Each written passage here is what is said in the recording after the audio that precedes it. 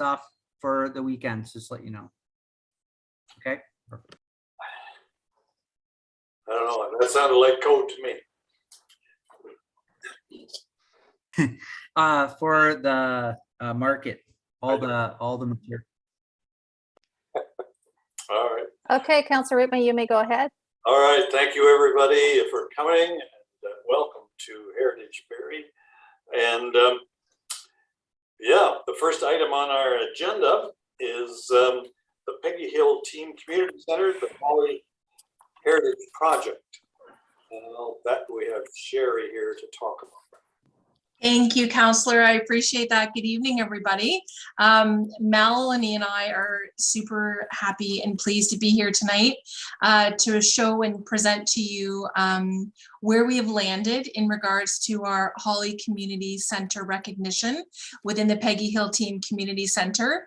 I'll get Mel to share her screen as we kind of walk through that with you. But before Mel kind of explains some of the particulars of the project, I just really wanted to take an opportunity on behalf of our marketing communications team to thank the committee. I know there was various members of the committee who were actively involved in working directly with Melanie in regards to sourcing some of these photos, as well as sharing their history and knowledge of the area, as well as Mr. Lougheed, who was also a valuable resource to us as we worked through this project. And at this point, I'm going to pass it over to Melanie, who can walk you through a little bit more about the particulars of how the panels are looking and the locations within the center. Thanks, Sherry. And yes, thank you again to the committee members and Tom as well for meeting with Mr. Lougheed with me. It was such a great resource to have him as well. And I think it's really come together to kind of show the whole history of Holly, going fairly far back to the Indigenous history, as well as the more recent history of the settlers. So on your screen, you will see kind of the central panel where we've got our land acknowledgement and a brief history and kind of why we did this display. Over here on the right, we have some of the military history, which Craig kindly shared with us, as well as some of the farming history, which was courtesy of Mr. Lougheed. And then over here on the other side, we've got these great photographs, which were from the Innisfil Historical Society. So we've got those in there, a mix of buildings and people. And then this is a more recent addition. We were able to track down some information based on a Trans-Canada trail sign that was in the area. And then an archaeological report that talks about the Indigenous history of the area. So the only things that I'm missing at this point are we're trying to get the original photographs from the archaeologist of these images here. But once we get those, I think we'll be really close to getting this project closer to final. That's great, Melanie. Thank you. The only thing I would add to that is just to give you an idea of scale. They are quite large panels. And if you're familiar at all with the Holly Center, the Peggy Hill Team Community Center, between the two rinks, rink 1 and 2, this is a prominent location within the community center, so that lots of people as they're walking in and through the center, and it's a kind of a natural gathering spot as well within the community center. So we think it has a really nice prominence and visibility to those that are coming to use the center for the recreation purposes. All right. Well, thank you very much, Melanie and Sherry.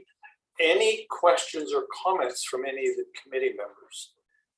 You may have to do more than raise your hand. You may have to yell so that I can see all of you, because I can't see all. It looks amazing.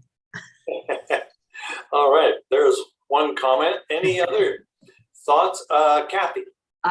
Same thing. I'm thrilled. I think you did a fabulous job. I think with all the information that you got, and I'm going to have to go out once it's up and actually have a good look at it. So I'll be sure and do that. I did have a question, and I can't remember if it was at a council meeting. We talked about the new little Holly library that they're working on. And is there an opportunity to do something on a smaller scale in relation to more Holly information, or maybe if there was, some portion of this we could share at the library as well. Good idea. Yeah, if that was the will of the committee, and interest of the committee, we would be happy to reach out and to work with our partners at the library and finding a suitable location within that branch, to, whether it's similar or different historical knowledge that we could share within that facility. Yeah, it could even be different, and then just at the little library, say, for more information, check out the board at the Peggy Hill Community Center, and the same at this board here, for more information, check out the Barrie Public Library, if you have that available at the time. I was just going to quickly say that's a great idea, Kathy. And I know the library is now saying that branch should be open in August. So Yeah. the timing might align really nicely too. Yeah.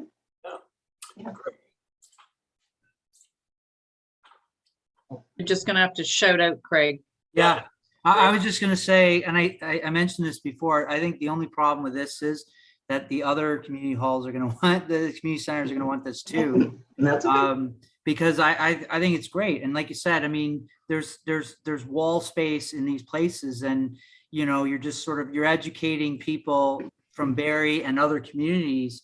I mean, I think it's just a great thing. So if we can tailor it a little bit to the different communities, it might be better than having a sign on the side of a road saying this is Holly or this is Painswick.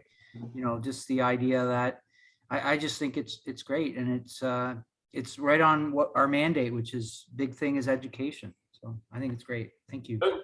Great. Okay, thank you. Shelley.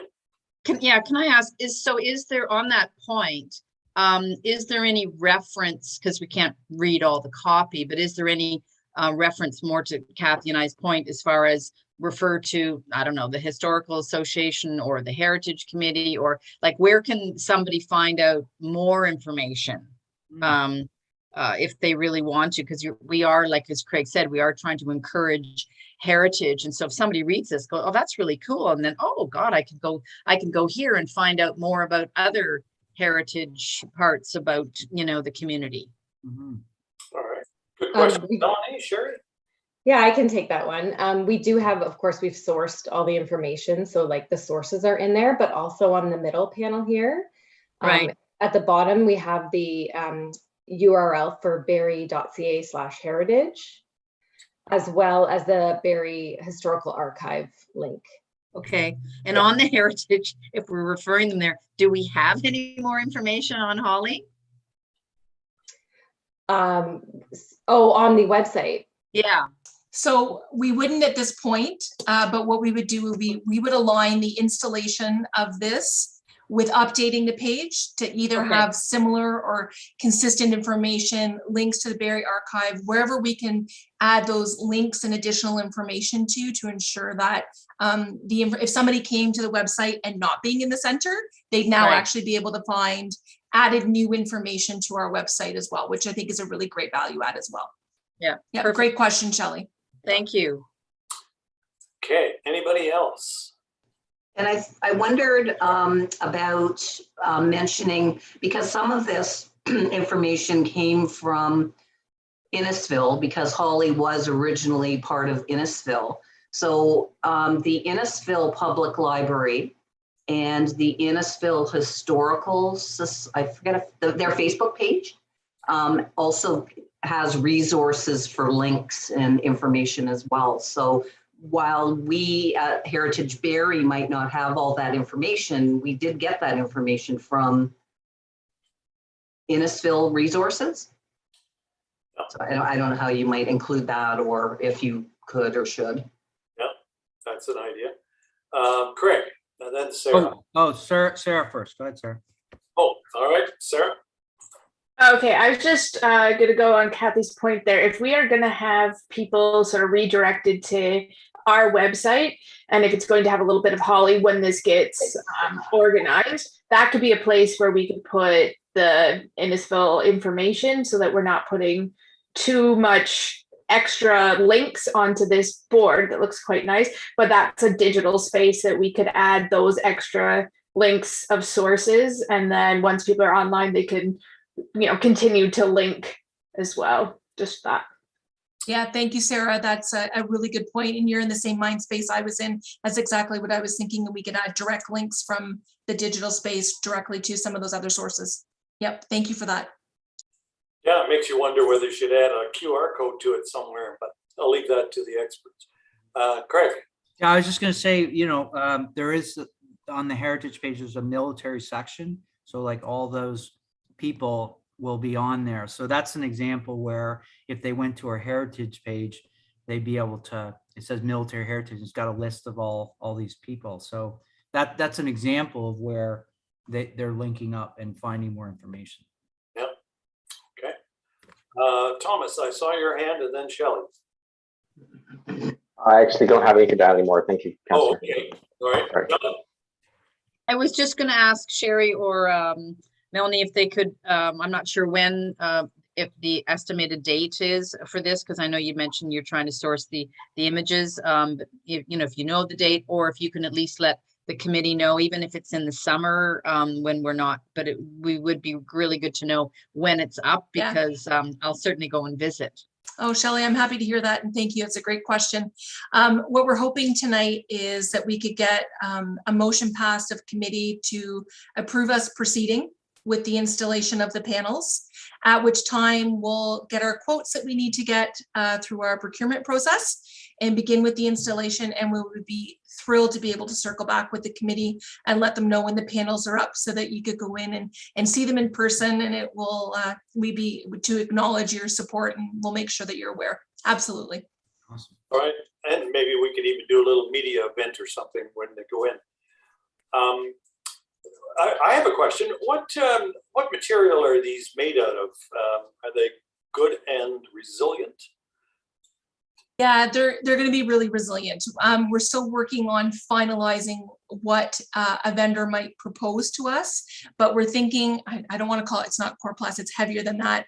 It's like a wood plaque that's then got really nice shiny finishing on the front to kind of deter people, like, so it's not vandalized and things like that within the center. It'll have a very, very pretty finish, and it'll be fastened securely to the wall so that it doesn't, no trips or falls or things falling off the wall. It'll be really nice. It's not framed, there's no glass involved, just to make it more durable within the facility, because there will be some foot traffic in and around the installation. Okay, great. All right, any other questions or comments? All right, well, thank you, Sherry and Melanie. I get the sense, we don't really need a formal motion for you to proceed. I'd say you certainly have consensus of the committee that go. And I think also the other part of it is to also connect with the library and see how you can make that happen as well. So, all right.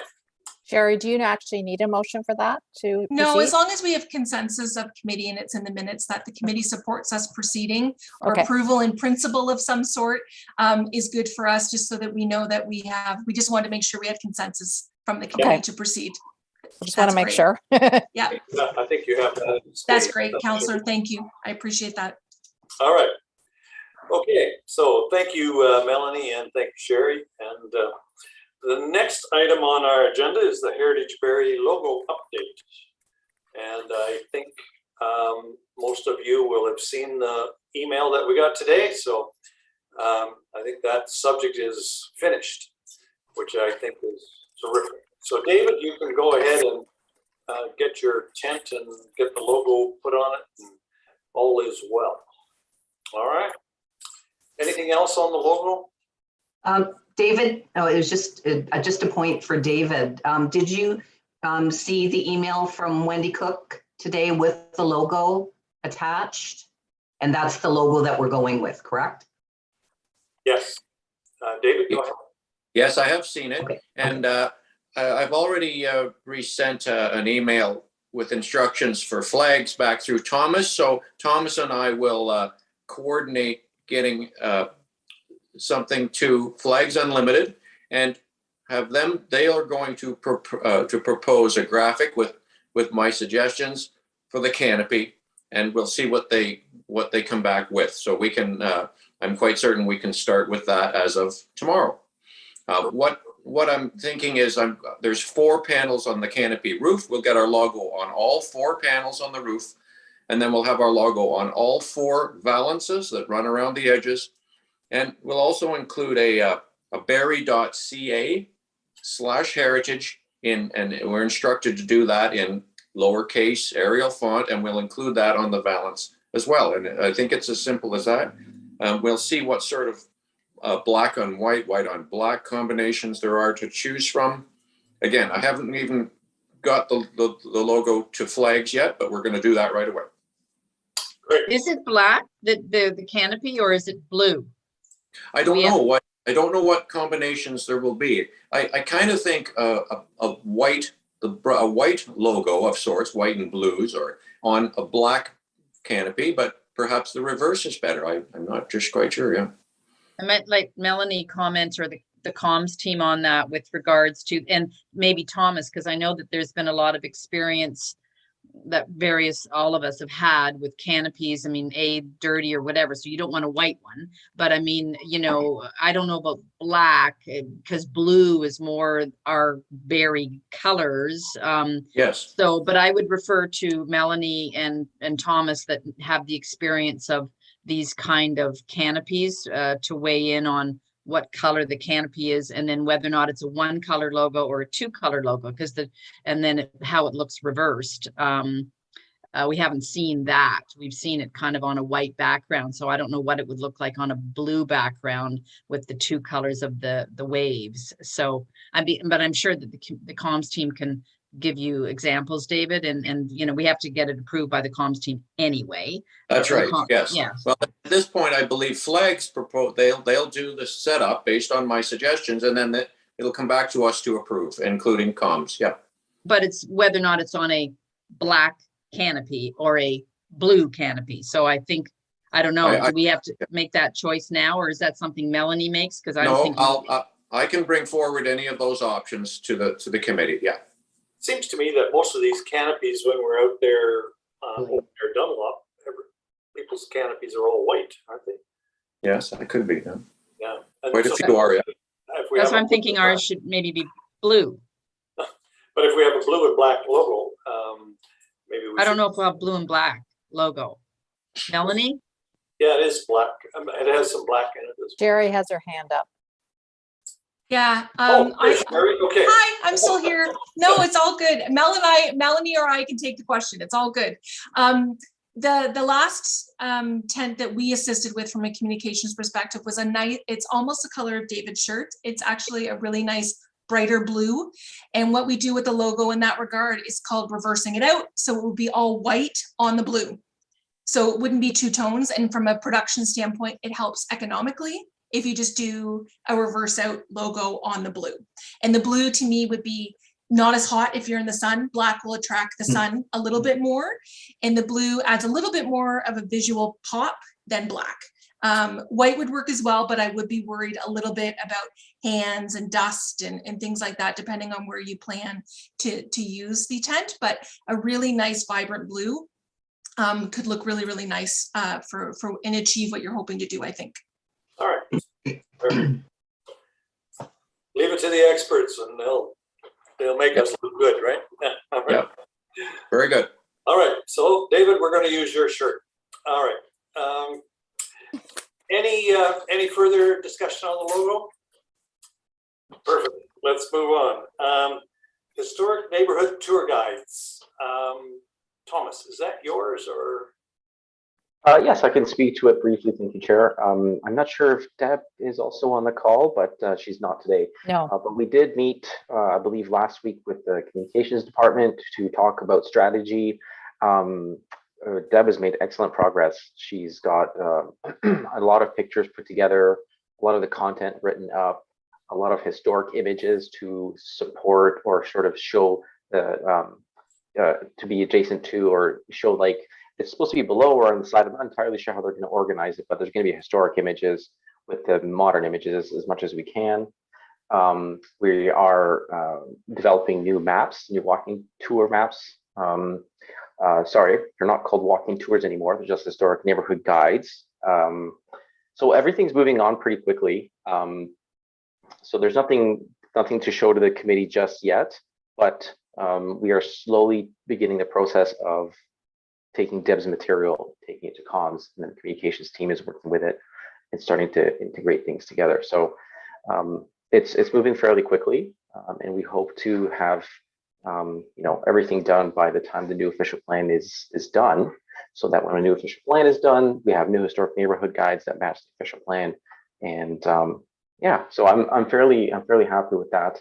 I did meet with Susan Smart as well from she's also in the communications team. She's helping me with a number of things about corporate sponsorship, because there may be 1 or 2 pages in the booklet that could be used to show sponsorship, and that would help offset the costs of the larger booklet with a more complex binding. So I think that's everything I have for the committee. I'm not sure if Sherry or Melanie want to add anything, but you don't have to. So. All right. Any questions or comments on that item? And Thomas, I guess the question that I would have for you is, do you need anything from the committee at this point? But Shelley, go ahead.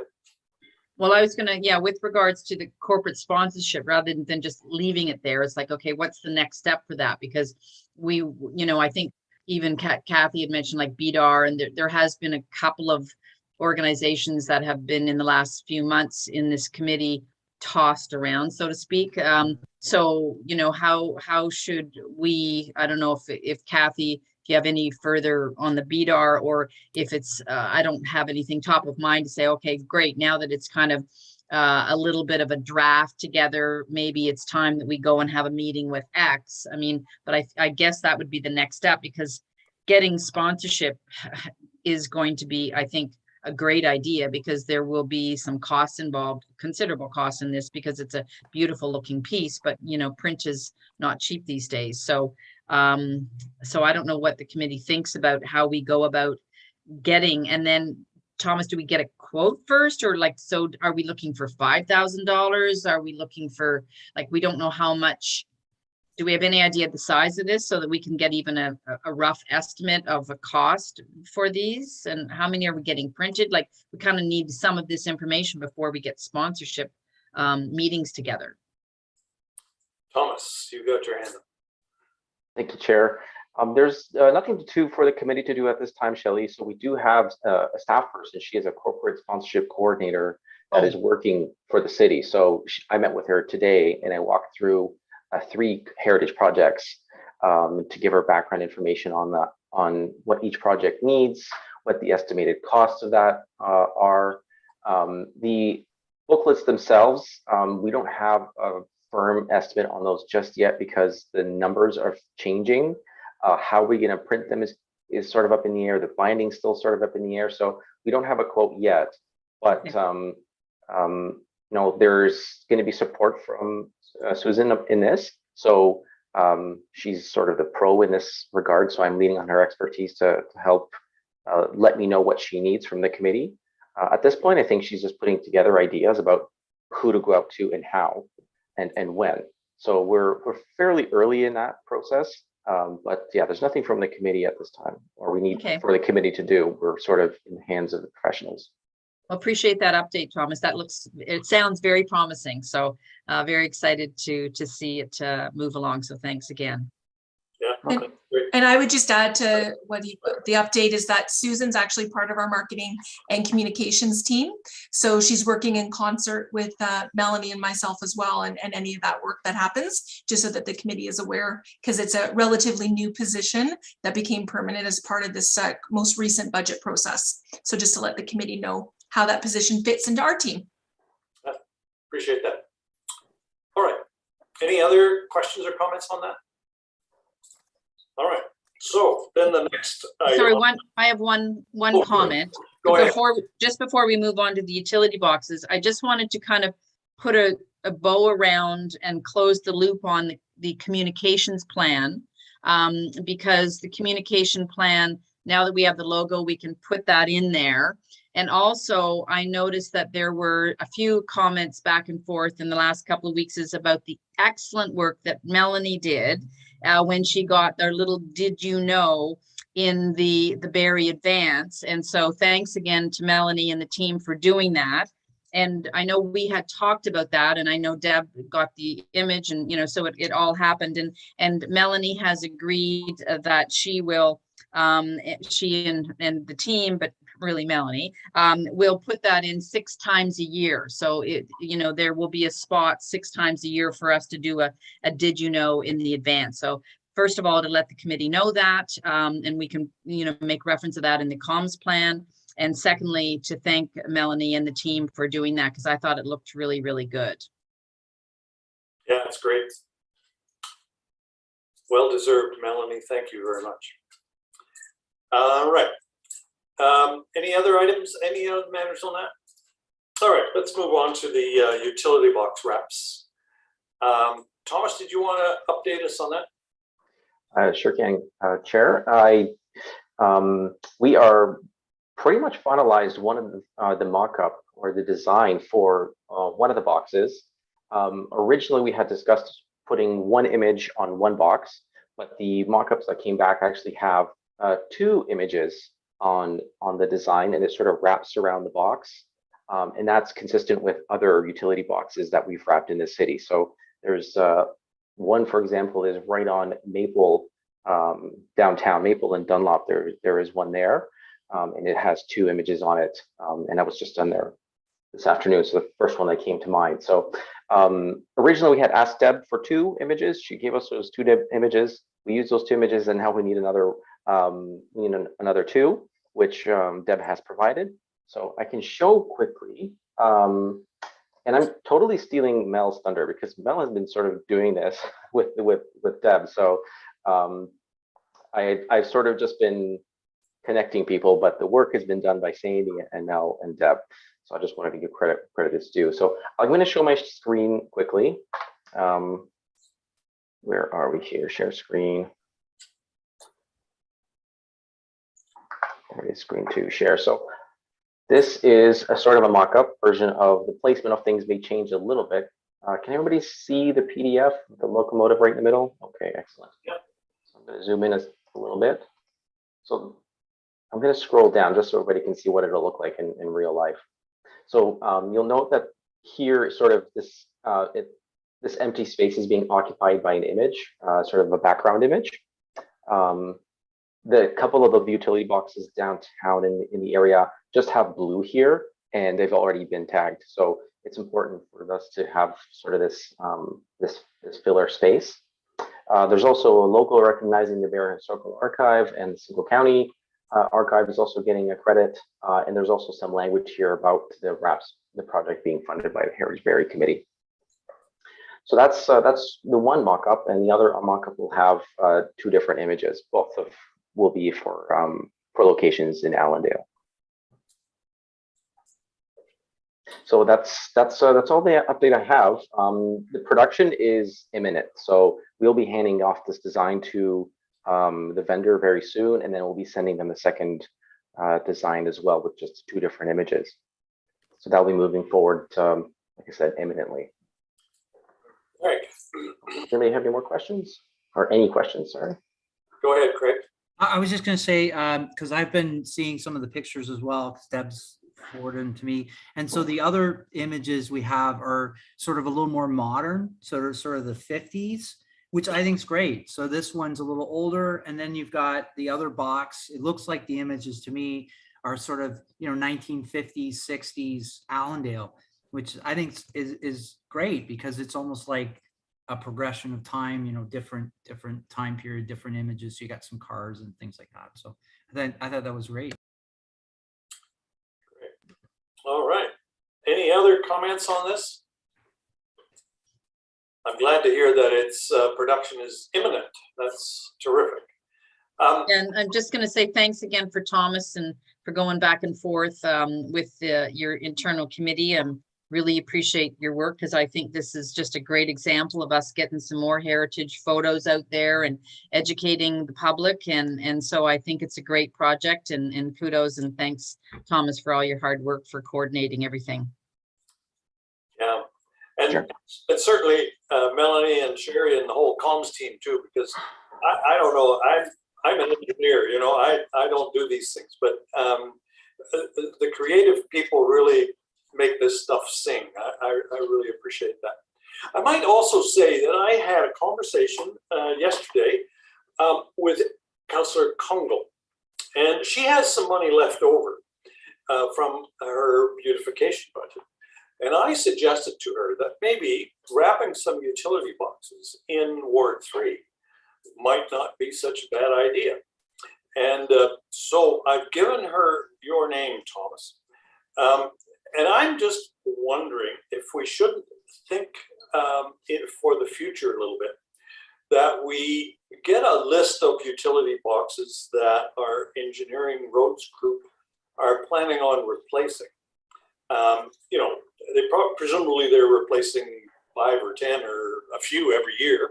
If we had a list of the ones that they're replacing and when they're going to replace them, maybe we would be able to tap other little sources for this kind of money to see whether we could spread the goodies around the city a little bit. So just keep your ear open for that, Thomas, and Will do. see whether she connects with you or not. Okay. Next item, development applications under review. I think that's you, Thomas. Yes, it is. Thank you, Chair. So the item for discussion this evening is the application for 19 Dundonald.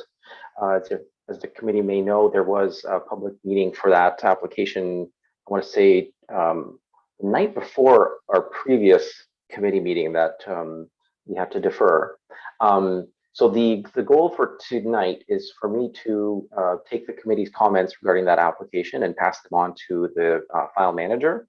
You don't, of course, don't have to vocalize all of your comments because we don't have the time for all of the comments. So we could always send me your comments in writing. I'm happy to take those. You can just email them to me. But you know, if the committee wants to have a discussion as well, that's the point of this item on the agenda. And I'm also happy to answer questions about the application where I can. And we can also discuss the historic neighborhood character impact evaluation report that was put forward by the applicant. And of course, I can answer any questions and things like that. I will preface to the committee that I have reviewed the report that was submitted in support of the application. I have provided my comments to the applicant, to the file manager, who will then passing them on to the applicant. I don't want to reveal my comments or talk about my comments. Really, my goal here is to get your comments and to get your opinion so I can, again, like I said before, pass it on to the file manager. So without further ado, I will give it back to the chair and go from there. All right. And this is probably a really good opportunity to do a dry run on this kind of process. We may want to think about what is the most effective process that this committee can use in order to comment on these applications. But let's open the floor. Any comments on 19 Dundonald that we should pass on to Tom at the moment? Silence. Okay. No. Somebody's got to start. You start, Kathy. Well, so from I did attend the public meeting, so I did make a few comments at the public meeting, which were, I guess, documented or will be reported. And I was concerned in part, and also, you know, the heritage character evaluation report doesn't really go into, or didn't have a lot of detail on the house, the history of the house itself and the land that it sits on. So that was one comment that I had at the public meeting. So I'd like to see more information on that. And also then when I had gone around and was walking the neighborhood, just so I could like visually see for myself, because I can look at pictures, I can look at reports, but I need to go and physically look. I have concerns about the properties down the hill from the house. So I think it's 114 Blake and not 114 Blake, sorry. Is it 16, 18, 20, those houses down the hill from there in terms of, you know, any impact on those homes and in relation to, you know, erosion, you know, drainage, tree removal, tree canopy, all of that stuff.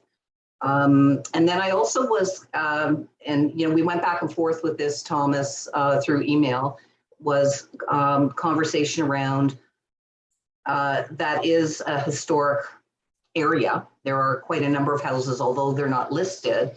When I was walking around trying to familiarize myself with the neighborhood, I actually dropped off applications for people to list on the registry those properties. And heard back from 2 people, 52 Dundonald, who is interested, and that's a gorgeous home. And they're actually in the process of doing a lot of restoration inside. I actually peeked in the windows. Nobody was there, but I've since been talking to and emailing the owner of the home, and they're very interested in listing the property, as well as I believe 23 Teresa had also reached out to say that they would like to list their property as well. So, but they know to reach out to you, Thomas, you know, to fill out the forms and et cetera. But I also will be touring 52 Dundonald mid-July. And if anybody wants to join me, I will let you know when that's set up. But one of the concerns or questions I had around the report is what do we consider to be adjacent to, and or because there's heritage homes that are sort of up the hill and to the left, which are not, I wouldn't think that that's adjacent. So I don't know, did we figure out the adjacent part of things clearly either through the official plan or wherever we need to be looking for that information? Because that's unclear. When I read that evaluation report, it talked about in the area, but now, you know, when we go a little bit further, are they considered adjacent somehow?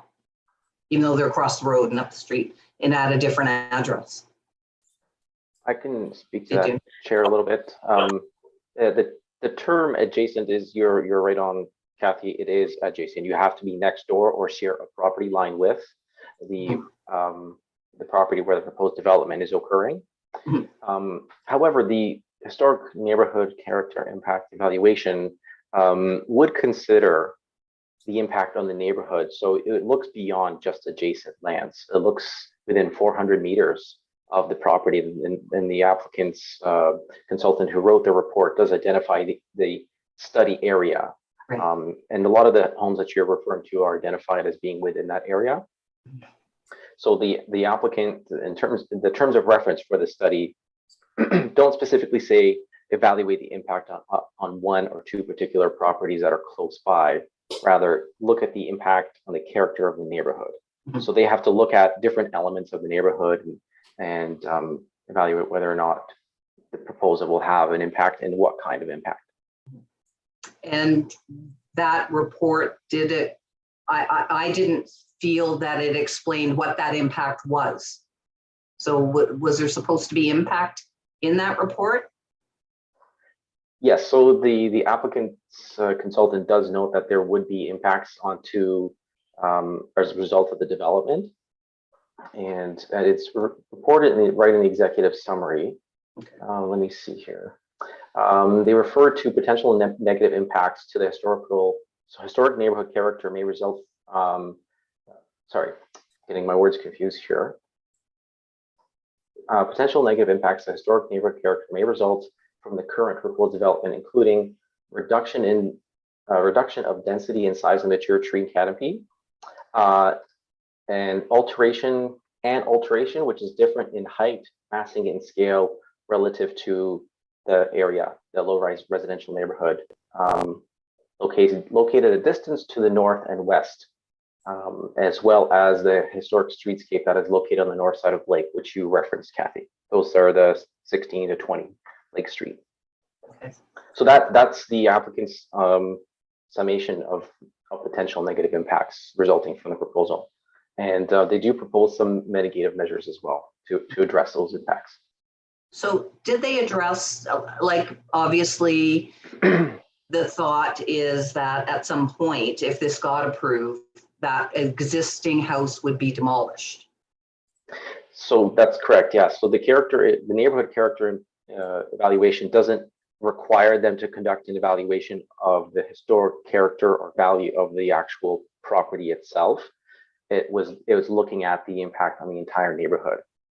So you're referring to something called a cultural heritage evaluation that is not done as part of this. So then how do we get that information? They do provide some information in this report. They speak to the character and the design of the house. They actually do talk about it quite a bit. So that's, I mean, they don't talk about the value or if it has historic or value based on the criteria of the Ontario Heritage Act. Right. But they do talk about its character, its build, and different characteristics and things like that. Right, based on viewing from outside, not having been in the home, and not there, like, I don't think there's a lot of history behind that, the actual house. Like, they haven't gone into the land registry records, and they're not talking about, which important person used to live in that house, because that would have been, I think at the time, one of the grander scale houses up on the ridge, on the Algonquin Ridge line. And someone of importance could have lived there, and that's not indicated in that report. Yeah, that's correct. Yeah, they do. They don't go in an in-depth history on the property. Okay. So the other question that I also had was, they mentioned 42 Blake Street, and I think they referred to it as it was a designated property. And I just want to confirm, because I don't see it as a designated property. It does have a plaque on it, Thomas, but I think it might be just one that the homeowner themselves put up. I don't, like, when I sort of went through our listings on our registry, I didn't see 42 Blake Street there. So I think you're correct, Kathy. I don't think that is right. Let me see here. I'm just going to confirm quickly.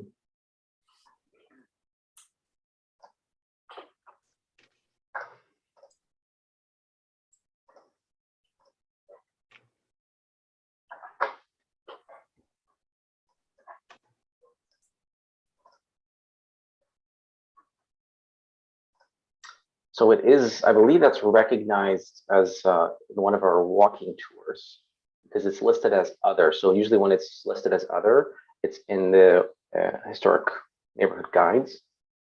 but it's not designated. Does not show up as designated, no. No. Okay.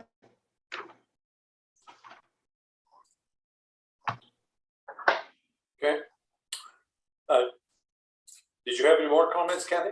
No, I think, those are sort of my comments. Sure. All right. Shelley. I guess I just want to say that, as part of, I guess, my misbelief of the Heritage Committee was that we are trying to preserve heritage buildings. And I know we can't dictate, but which buildings, because I know that we have, or I've been told, we get accused of Barrie, the city of Barrie. Yeah. All they do is tear down old buildings and they don't preserve them. And so I guess, and I'm very generalizing beyond belief here, because I know that there's a process and there's laws and there's legalities, but I guess I'm just disappointed that the committee is not able to do more to preserve an absolutely fantastic building. And so I guess I just wanted it on record that I'm very disappointed that we seem to have our hands tied as a committee, that we don't seem to be able to do anything. Not that we can't, as Kathy has done, thank you, go to public meetings. But from a heritage point of view, I'm disappointed that we don't seem to be able to do anything to preserve the heritage in this city. So said my piece. The second is with regards to this, from a non-heritage point of view, looking at this proposal, personally, I just think that the size is way too large. The scale of this property or of this development is way too large for all the adjacent streets, historic or not, the tree canopies, all of that stuff. So that's, I just think it's not an appropriate size, height and width and the space of it. But that's more of a public comment than on behalf of the Heritage Committee. So I've said my piece and I will live with disappointment, I'm sure. Here, here, here, here. I don't know that you'll have to live with disappointment. Council hasn't made a decision on this at all. And I'm eagerly awaiting what the planning department is going to say about this idea, this proposal. And I don't know, like Sarah or Kaylee, is there anything from an architect, like, can you add any comments that we don't know about from your point of view? I'd be interested to get your comments on this as well.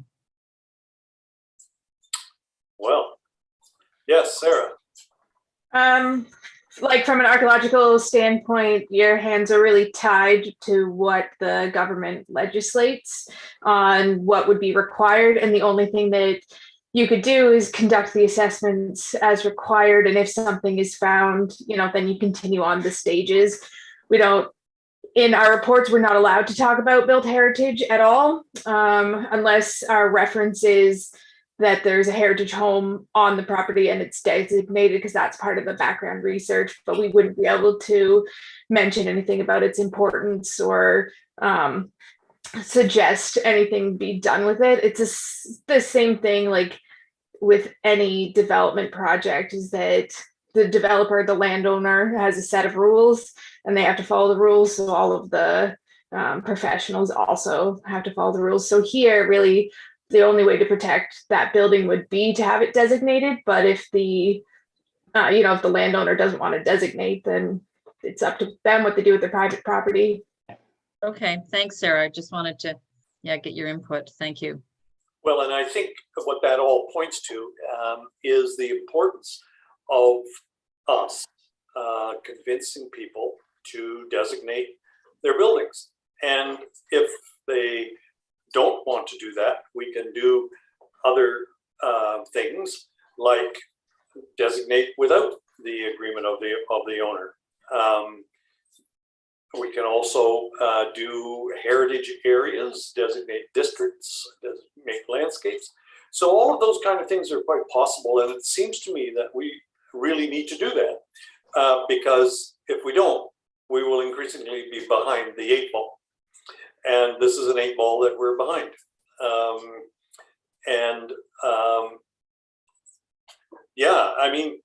Thomas, maybe this is a question to you, but do you think it would be appropriate to do a heritage district landscape designation on at least all of those 4, 5, 6 Blake Street houses?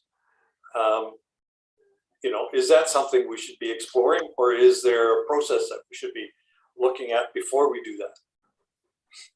That's a great question. I think there's a couple of different avenues to address or to protect cultural heritage sort of landscapes. I guess that's what I would describe as cultural heritage landscape. The first thing is that approving that official plan that which council already did. So I don't want to say that council did not, but council did adopt that official plan, and we're just waiting for the provincial approval. is to just recognize that this is within a historic neighborhood. It has a historic context and other potential cultural heritage resources in the area. And that's sort of we're done, and we're just sort of waiting for that to happen. There is, of course, listing properties without getting an application from the owner.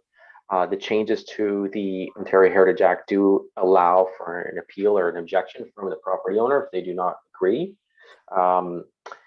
which is similar to designation as well.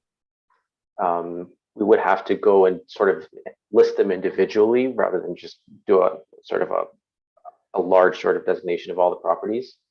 And of course, the committee does have the option of recommending that property be designated. Again, there are some limitations to property that is subject to a development application, but properties which are not subject to a development application, you know, there you can go ahead and issue a notice of intention to designate, and that note, you know, that notice it would go out, and you know, there is an appeal process for that. But those are sort of the three sort of main avenues through which to.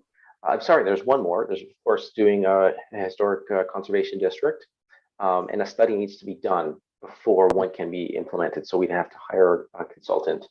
So the committee did pass a motion a little while ago to investigate the feasibility of doing a cultural heritage district study. So we are moving that along. You know, as sort of through, for example, the work that the Bradford Street Corridor folks came to us with. In that report, they identified some cultural heritage landscapes that are along Bradford Street. So there are cultural heritage landscapes of sufficient density within the area or within certain areas of Barrie to potentially identify them as historic districts. But we do have to complete that study, which means hiring a consultant and doing that study as required under the Act. So there's four sort of main avenues. The most immediate of which would probably be a designation process, but that matter still has its own public sort of process and has to go to council. Kathy, go ahead. I just to go a little bit further with that, Thomas, then if the problem is that we're behind the eight ball hugely. You know, and when you look at the number of listed versus designated homes since 1977, it's pitiful. But if we wanted to go forward, because really, I mean, we go door to door, we go one house at a time, and it's just, we've got development going on like crazy, and there's no way that we're going to be able to get to a place where we're going to be able to protect. And you're right, Shelley, when you say it's brutal, when you follow any of the Facebook page, that's all people say is how we continually tear down the city and we're not doing anything. And that's our job. As a heritage committee, we are an advisory committee to council, and we should be advising council that this is what we need to do to protect our heritage. So, you know, we did ask for, you know, we would like to look at the conservation study part of it. And that was months ago. And so where does that stand? And where does the money come from to do that? Because I think some of it comes from the development services, not our budget, but somewhere else. And how quickly can we get that going on? Yeah, and I guess, just following up on that, I think, Thomas, where does, it seems to me, if I'm not mistaken, our motion dealt with doing a heritage study in the Owen Street area, was it? Or am I mistaken about that? Was it more general than I think it was, yeah, I don't think. Go ahead, Thomas. Is that to me, Chair? Yeah. I believe that it did not speak to any specific streets. It's about doing, the language speaks to the feasibility of doing a study. You know, it's not something that's on the agenda, so I don't want to speak to it out of turn, but in terms of process for these types of things, it would be a fairly expensive study to do, not something that the committee could pay for. It would have to come out of a budget. I don't know if it would be development services, I'm not entirely sure, but there would have to be a budget ask for that kind of thing, there would have to be an RFP issued, and then there has to be a competition, and that follows a regular sort of process for hiring a consultant. So it's not something that can be done fairly quickly, unfortunately. It's just the steps in the way are the steps that we need to follow as a municipality. All right, let me ask then follow-up. Is it appropriate for this committee at this point to pass a motion saying that the Planning and Development Department be asked to report on the possibility of doing a heritage streetscape study on the north side of Blake Street, east of Dundonald, let's say. Is that it, like, and would you be able to take that away and come back to us in a month or two and say, this is what needs to happen in order to do that, and the cost would be X dollars? That's a great question, Chair. I do think there may be a little bit of doubling up from the previous motion that was passed about the feasibility of doing an assessment, or sorry, the study for establishing heritage conservation districts. But if the intent is not to have, is to do some other type of study that's not related to heritage conservation districts, then maybe a more general motion that would suggest that staff investigate sort of a site-specific or an area-specific study, or something along those lines. I don't know of a whole lot of different avenues other than doing the actual heritage conservation district study, or passing an interim control bylaw, or recommending that council does that. That's a possibility. Yeah. And can we, because again, there's so much in the way of development applications coming in, can we put something forward to say that the intent to do a study is happening, so that we have a little bit of protection that way? Mm-hmm. So that we're saying, like, because I think, and maybe Thomas, you can clarify if you know better, but I think when you are like intent to designate, or intent to study an area for the purpose of designating, or for the purpose of a conservation area, it gives you a breathing space of about a year's time.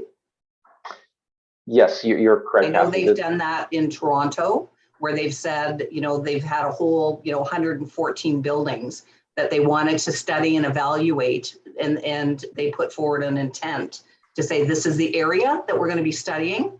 And so therefore, there's some sort of protection there while that study period is happening.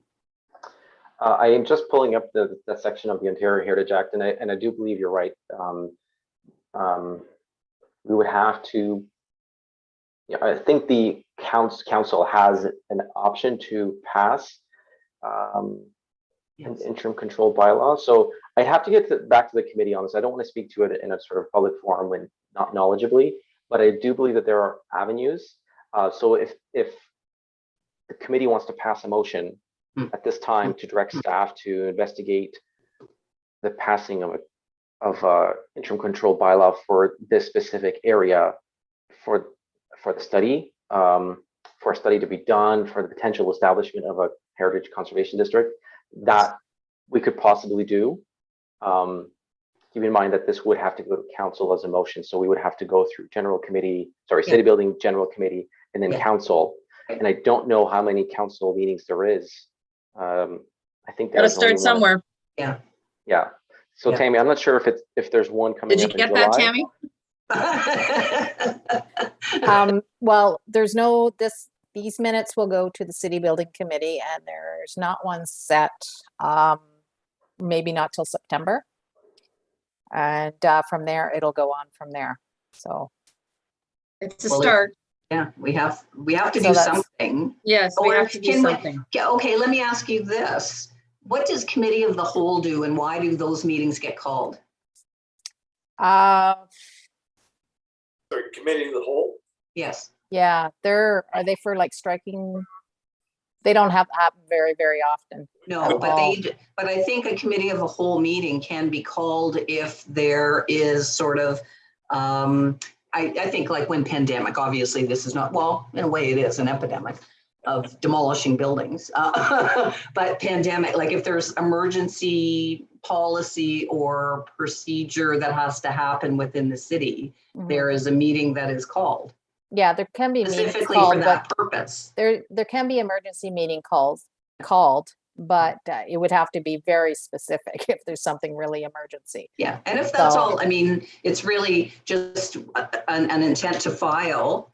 And then we identify where the conservation area is, and it would start at, like, in my view, it would start at, like, I don't know, Toronto Street and go all the way to Shanty Bay Road. Well, That's a district. That's a district.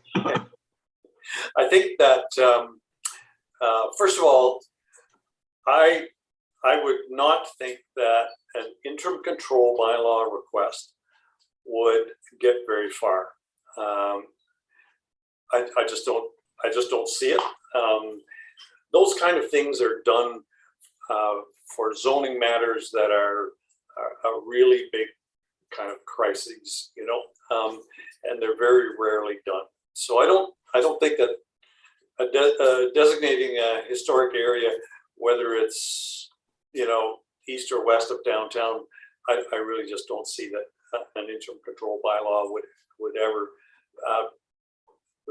be reasonable in this circumstance. However, I do think that, and like Shelley says, we have to start somewhere. Yeah. So if we were to pass a motion that says that ask staff to investigate doing a historic or a heritage district study. Yeah, intent to designate, yeah. On the north side of Blake Street, east of Dundonald, at least gives a general indication of where it is. And then we ask staff to come back to us with a report on that, so that they can say, this is what we would recommend to you in terms of, going ahead with the study. If the study were to go ahead, this is what it would cost, or we think there's a better way to do it, or there's some other reason why we think we shouldn't do it. So, Thomas, I see your hand is up. Thank you, Chair. I just wanted to clarify that, and I know, Chair, you've spoken about the not being super keen on passing the intra-control bylaw, but that is under the Planning Act, is not related to doing a study for the purposes of establishing a heritage conservation district. The two can, I guess, be used together, but it is under the Planning Act, not. But it does speak to, you know, where the council of a local municipality has passed a bylaw for a study to be undertaken with respect to land use policies and to address an issue. So yes, it would, you know, essentially lock an area down and prohibit things from happening for a little while. So it's not under the Ontario Heritage Act. Thank you very much. Sorry, that's everything I had. Yeah, and I don't think we need to go that route, because I doubt we'll get anywhere with doing that under the circumstances. But I do think we could certainly do a motion that asks staff to investigate doing a heritage conservation district north of Blake, and have staff come back. Tammy. I found the motion that was passed for the Heritage Conservation District. Yeah. Do you want me can I just read it? Yeah, please. That staff in the Development Services Department investigate the feasibility and costs associated with conducting a study related to Section 40 of the Ontario Heritage Act to establish a heritage conservation district. Okay.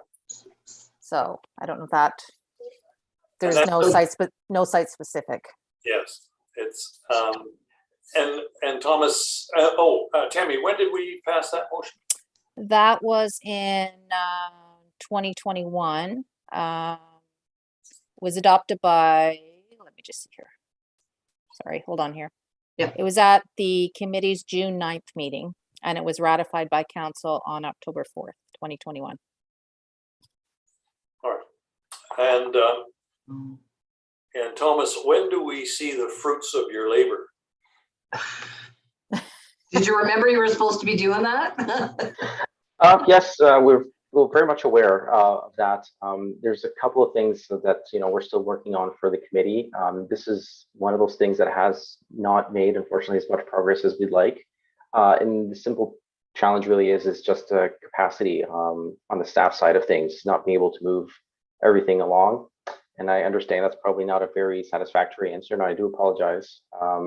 It's just, we don't have the capacity. We don't have a heritage planner on staff to take these things on. And from what I learned at the Heritage Committee, Heritage Conference, is that these things you need a staff person to take these on. They're very big studies, and they take a lot of time, and they can be costly. And you need expertise behind it to push it forward. So we sort of lack that at this point, unfortunately, just because I'm not a heritage planner myself, and we tend to support this committee. But if the committee wants to pass another motion specifically for this area, we could act on that as soon as possible and move both of those things at the same time. And one of the other reasons is that the first motion that was passed by the committee is it speaks to the establishment of Heritage Conservation District. It doesn't really have any sort of location-specific areas, so we would be looking at all of our historic neighborhoods to see where those cultural heritage landscapes are at a sufficient density to recognize them as districts. So it is a bit bigger thing. That's probably why it's taking a little bit longer. But this one, if it's very focused, we might be able to move on it quickly, faster, because I suspect the budget for it won't be as big as the first motion. So Just a second, Kathy. Sarah's got her hand up. Yeah, this is sort of off topic, but mildly on topic. Since part of our job is to advise council on heritage matters, can we advise council that they hire a heritage planner so that we can get a little bit more heritage things done, or that they look into getting some sort of help in that way, even if it's a part-time person? You know what? Good idea. That's Yeah. exactly where my mind was going as well. sorry. Did we not ask that before, though? If they would look into the Yes, feasibility? every year for 20 years. Yeah. On the other hand, if You you get stop tired. asking, you're not likely to get it, right? And frankly, I think the city is maturing to the point where it is probably reasonable to have a heritage planner on board. So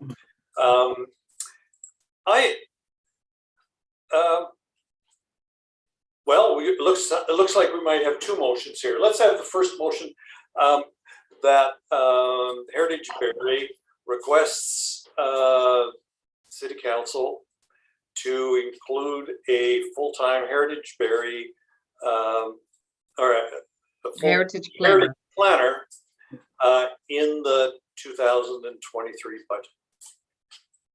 So would that be though, Claire, would that be for 1 year only? Like if you're saying if in the 2023 budget, I mean, wouldn't we be looking for the higher, and even if it's under a 3-year contract or something like that, like it's because you're right, Thomas, it does take time to do these things and they're not done in even 1 year. I think that what I'm looking to do is to have somebody permanent. Yeah, permanent full-time, starting 2023. Yeah, well, at this point, we don't have everything turns around money, right? So we don't have a budget. We don't have an item in the budget for a heritage planner. So that would be the request that we would put forward. And Tammy can do the wordsmithing on it. Is that what do you think? Are you prepared for a motion like that? Sounds like I get a lot of nods. All right. All those in favor of that motion? Aye. Aye. Excellent. Kaylee, were you good? All in favor. Any opposed? Okay, good. Perfect. All right. So that motion passes. Second motion that we've been talking about is that, and I think it's the same motion that Tammy read out to us, with the addition that it be focused on the north side of Lake Street, east of Dundonald, in that area. That way we have a bit more focus to it, and it may not be such a big piece to chew off. Sorry, what street was that? North side, Lake Street, and east side of Dundonald. Dundonald? Okay, sorry. Just want to make sure I had the right wording. Yeah, that's a good idea. All right. Is there any discussion on that, Craig? I was just gonna say, you know, and if we find out that that section is X amount of dollars, you know, then we can start maybe looking at other areas of the city that we need to focus on as well. But I mean, we got to start somewhere, like everyone's been saying. I think that's important. Yeah, I agree. All right. All right. Any more discussion on the motion? So, All those in favor? Any opposed? Seeing none, that carries. Thank you. City building will be delighted. yeah, All right. Any further discussion on, Thomas, I see your hand. Thank you, Chair. I was just going to ask, is there any other discussion items on this particular item, being the development application before the committee? Oh, for 19 Donald. Oh, okay. All right. Kathy, did you have anything further to say about 19 Dundonald? no. Okay. Did you at some point though ask previously, maybe it might have been in an email, about a heritage impact assessment as opposed to the character and neighborhood character evaluation?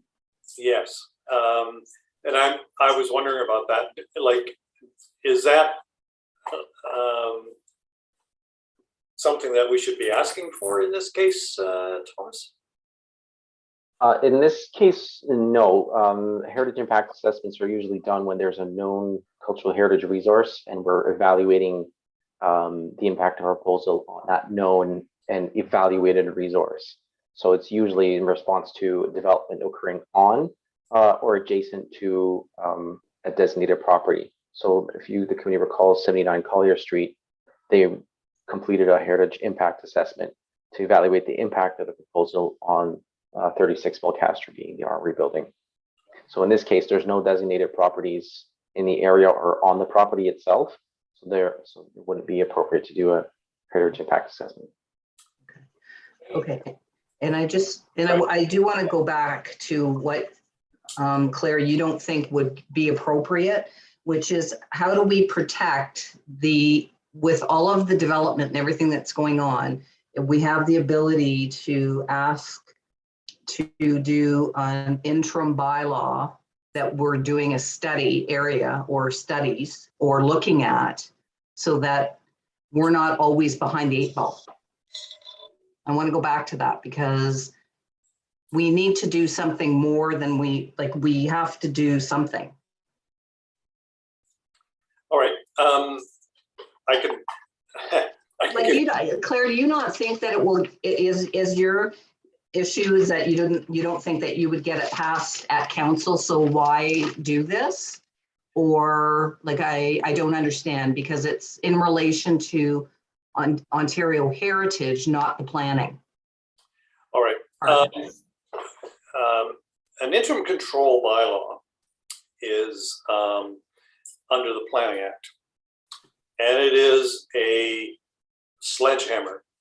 What it will do is it will say, in this specific area, you won't do anything until we have done a study. Usually that bylaw comes, at the stroke of midnight. Nobody knows about it until council's passed it. It is normally, like my experience with it is it has to do with gravel pits, for example, or, some of those kinds of things that are escaping an existing bylaw. I have not ever heard of it being used to deal with heritage. And I think that if you look at the track record that we have here in Barrie, I don't think that the city council or otherwise is prepared to put a clamp on, put a freeze on significant areas of the city to deal with heritage. I just don't see it happening. And I think if we try to move that kind of thing forward, we're going to lose credibility in terms of what we're trying to do. I think that the motion that we just passed about, asking staff to get us, information on doing a heritage district in very specific areas. I think that kind of thing, is palatable. And I think it shows a real desire and a need to move forward with these kind of things. And so, I think we can do more of those kind of things. I just don't think an interim control bylaw is Okay, so maybe I'm confused, and then Thomas, I'm not talking about our own planning department interim control bylaw. I'm talking about the interim control bylaw under the Ontario Heritage Act that allows us to just say this, we will be studying, and it gives us a window of opportunity so that people are aware that we're actually looking at this for heritage purposes. Thomas, do you want to answer that? Because I don't know enough about the Heritage Act to help you. The City of Toronto does, other municipalities, including the City of Toronto, but not limited to the city, have used this before. And it just really is identifying an area where you want to do an evaluation and a study. And it gives a window of opportunity so that there's some protection just for a window. If it's a 1 year, I think most of the ones I've seen or read about are a 1 year window where it gives the heritage planner and staff the opportunity to actually do that evaluation. Okay. Thomas? So I'm currently doing this on the fly because I'm not familiar with this particular section of the Ontario Heritage Act. So there is a section under the Planning Act about interim control bylaw, and I believe there's a section 40.1 designation of study area. If council of municipality undertakes a study under section 40, being the section for conservation districts, the council may pass a bylaw that prohibits or sets limitations with respect to the alteration of property situated within the heritage conservation study area and the erection, demolition, removal of buildings and structures or classes of buildings and structures in the study area. So there is a process for passing sort of a interim control bylaw light, I guess. I'm not aware if there is appeal rights underneath that. I would assume that there would be. Yeah, appeal to tribunal. So there are appeal rights as well. So the passing of said bylaw is not a guarantee. Usually these types of things that are coming forward, again, it's just things I learned from the recent conference I went to. There's a lot of engagement on behalf of the municipality with stakeholders, property owners, before any such work is done, to make sure that people understanding what's happening, because the concern is that, that their individual property rights would be sort of curtailed in a sense. And that's alarming to people. And it's probably not the best approach to be doing something like this. Those are sort of the lessons learned when I went to one of the sessions on this stuff. It's just that we need to be going out there proactively, talking to people, educating them about the benefits of heritage conservation districts and having that buy-in from property owners in that area. I can tell you of one property owner who would certainly be unhappy with this bylaw being passed, being the applicant, right? So, And what I'm trying to get at is an area that is, I'm not talking about, you already have applications in planning that you've accepted and may or may not be approved. So I'm not talking about that, like those areas, like that particular for 19 Dundonald. I'm talking in general. So if we said we wanted to, in this next year, we want some protection while we evaluate and study, say from Toronto Street to Mulcaster Street. Or from, east of, what did you say? East of Dundonald, Blake Street. I mean, that there's protection while we evaluate and study. It may come back, there's nothing of importance, or, it's fine.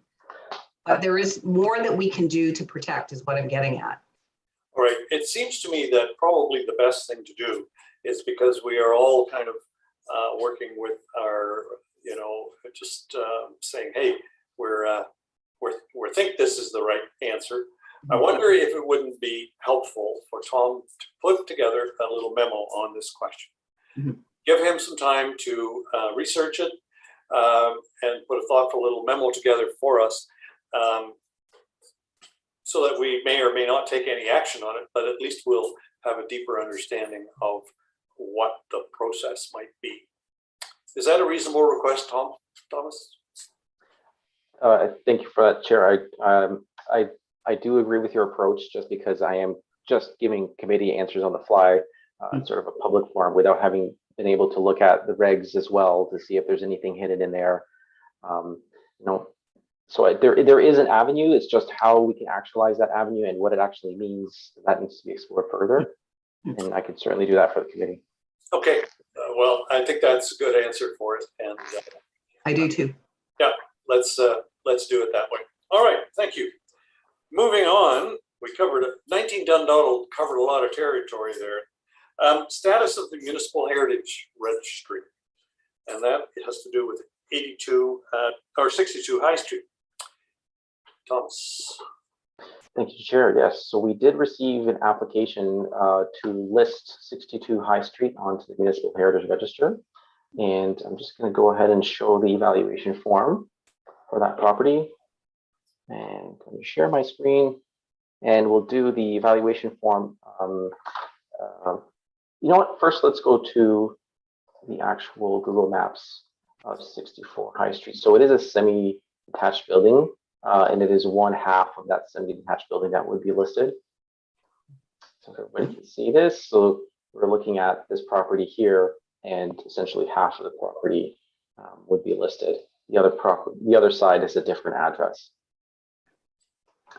I'm just going to jump here, do a quick jump,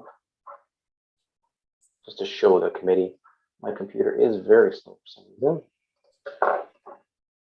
62 high.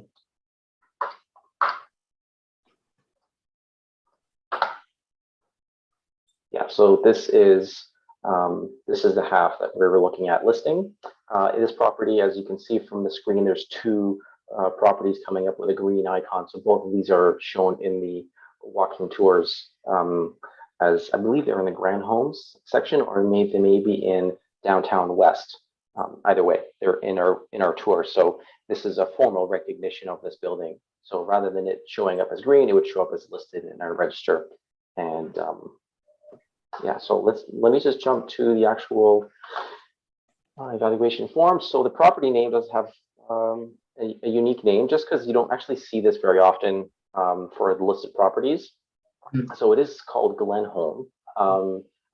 Looking at the application materials submitted, I do believe that the property the property does display a high degree of craftsmanship and artistic merit.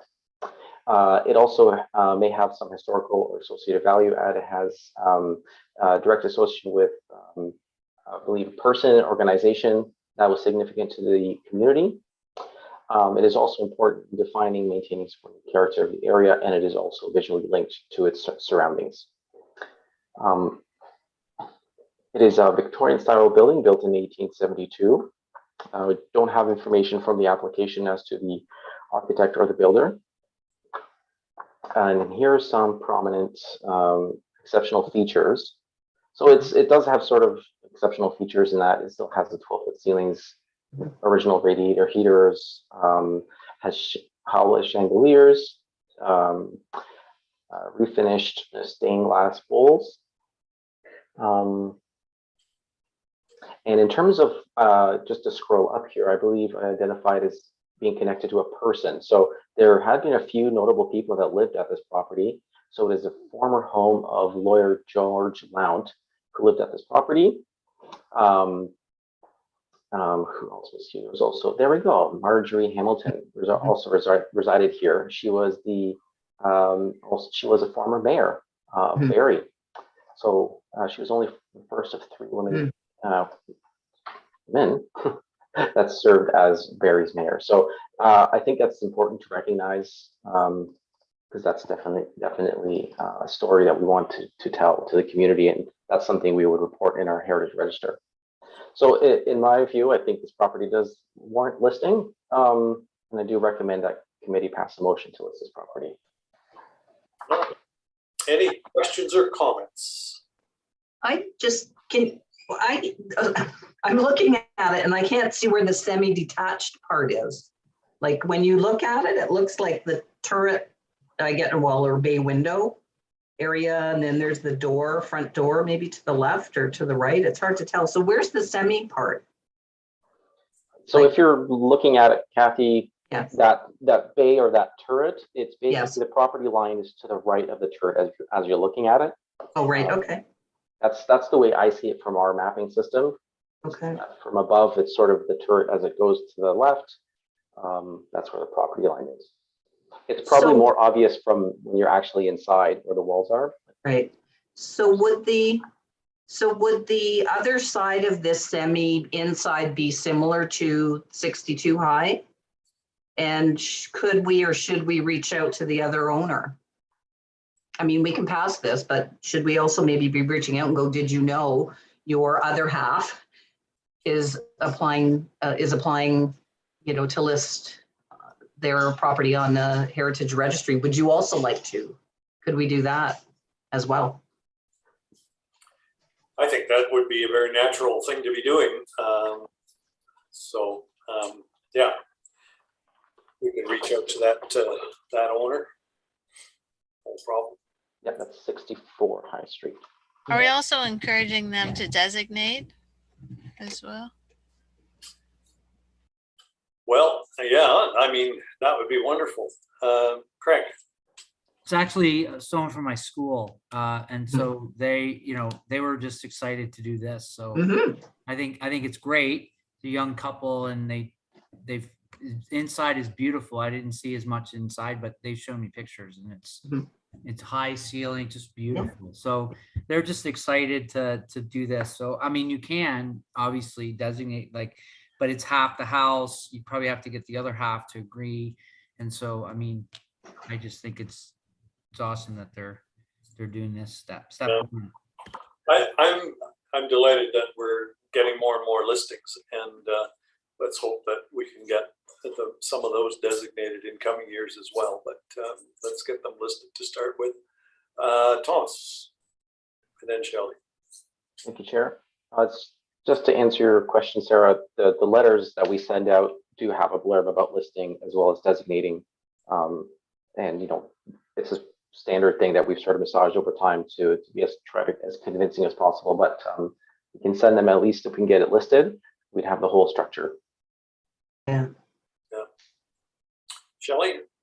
Yeah, I was just going to say, I mean, I think that's part of what we could do, maybe a little bit of a better job, is to try and encourage people that are listing, to designate, and also to educate them on what is the difference. And so why should they go the extra step to get designated?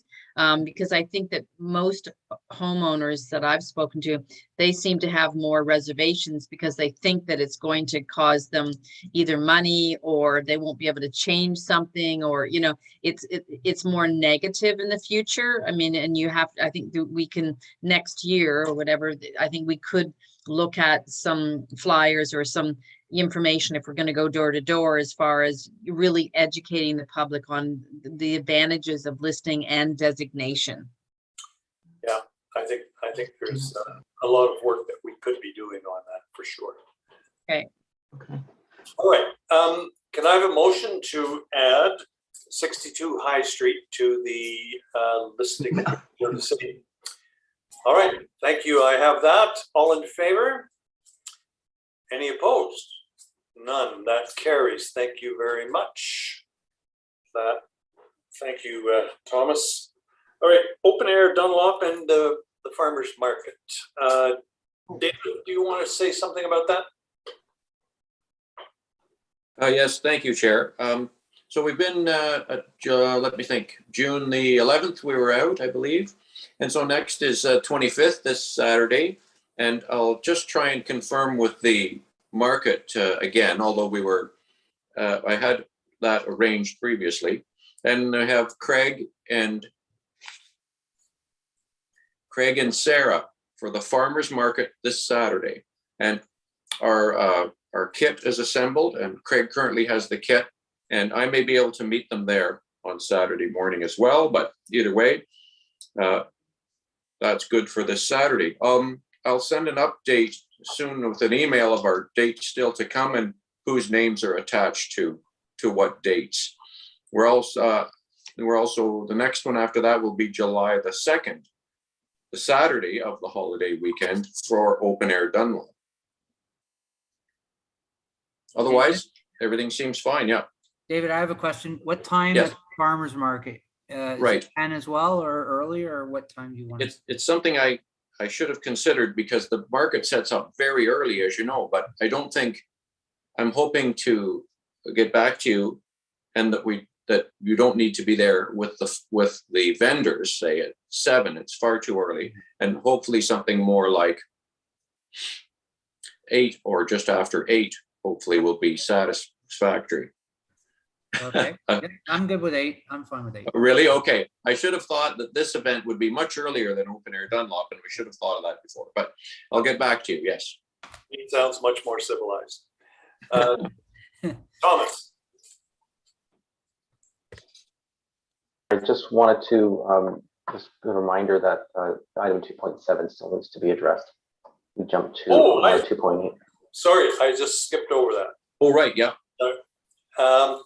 All right. Anything else on the farmers market? Good. We're good to go. All right. Let's move back to the one I skipped over, plaques for designated and listed buildings policy. Thomas. Thank you, Chair. I think this is this item. We just need a motion. We actually discussed this item a few meetings back, and the committee was satisfied with the policy that we had circulated. It turns out we do need a motion from the committee to formally accept this as a policy of the committee. So it's just a formality that this is circled back. All right. Can I have a motion to accept this as a policy of our committee? All right. All those in favor? All right. Any opposed? None. That carries. Thank you. Thanks for your work on that, Thomas. Yes. Yes. You wanted to say something else? I did. Just briefly, now that the motion has been passed and it's going to work its way through the approvals process, once we have a direction memo from council, we'll be sending out a new batch of invitation letters to listed property owners for plaques. And I've had a few members of the public that have seen the new plaques go up saying, hey, where's mine? So there's quite a bit of people out there who are waiting for this invitation to come out. So I just wanted to say that to anybody who's watching in the committee. As soon as we get this motion, the invitations will go out again for this year. Great. All right, Kathy. A neighbor just, yeah, I think it might be related, but some of my neighbors have also asked if I said, I think they wanted it quicker than maybe we were able to give it. So they were wondering if they could buy one. Oh. So I don't know if that's something at some point we want to talk about, but I just thought I'd throw that out there. It is somebody who has a listed house, and I think she was just excited. She wanted to get hers sooner rather than later, and she may be in the second or third batch of owners that would like to get one because she has seen them and they're quite attractive. So Just a Well, comment. do we have to amend our policy already? Personally, I don't have any objection. If she would like to cover the cost of her plaque, Mm. be my guest. Shelley, you were going to say something, I think, or you're just. No, I think it's a great idea. I mean, as long as it's, yeah, in the policy, but obviously that as long as they're listed or they're designated, that they Mhm. get the appropriate plaques and Right. that, if they want it, we'll do it as quickly as possible. But if the owners want to pay for it, then I Mm. think that I don't see, I agree with you, Counselor, that I don't see that we should be holding them back from getting it, even if they want to pay for it. I mean, that's just perfect. I think so. Yeah. So let's we can go Yeah. that route, and yeah, it's a bit parallel to two-tier medicine, but never mind. Sarah. I was just wondering if we need to put into our policy somewhere if people are going to be paying for their own plaques, something in the lines of that's their choice and they're not going to be refunded or reimbursed, something like that, so that they don't go, oh, I was just, doing my plaque up front and now I would like my monies back, unless that's a thing that we would like to do. But I think it should be kind of clear how this money interaction is really going to be working with the public. Yeah, I think you're right. And I suppose, I don't know, Thomas, does this create a whole hornet's nest of things? Because, somebody's going to cut a check to the city and then the city's going to pass it on. And I don't know. I mean, I think in principle, I think it's no problem, but I hope that in practice it doesn't deteriorate. Yeah, I don't know what the unknowns are at this point. But in principle, the idea that property owners pay for the cost of the plaque that the committee chooses to assign to that property is okay, because the plaques feature the city's crest. The city's crest is copyright and intellectual property of the city. So we don't want people just going to somebody and saying, "Can you reproduce this for me?" It is something that is an award that's given in recognition of somebody's efforts, because they do come policy implications with having a listed property. So there's just a level of, perhaps we would amend the policy to say that property owners may pay for their own plaques at the approval of city staff or the Heritage Barrie Committee or something along those lines to give us a little bit of control. Because I don't want not that I don't want people saving the city money. It's just we want to make sure that the process is followed. Yes. All right. So Thomas, if you can just amend the policy that we just adopted to include that, then that would probably cover us. Craig. I was just going to say, I've done plaques before, like in Allendale, just myself. And I did find that people started to say, well, I want this on the plaque. I don't want this.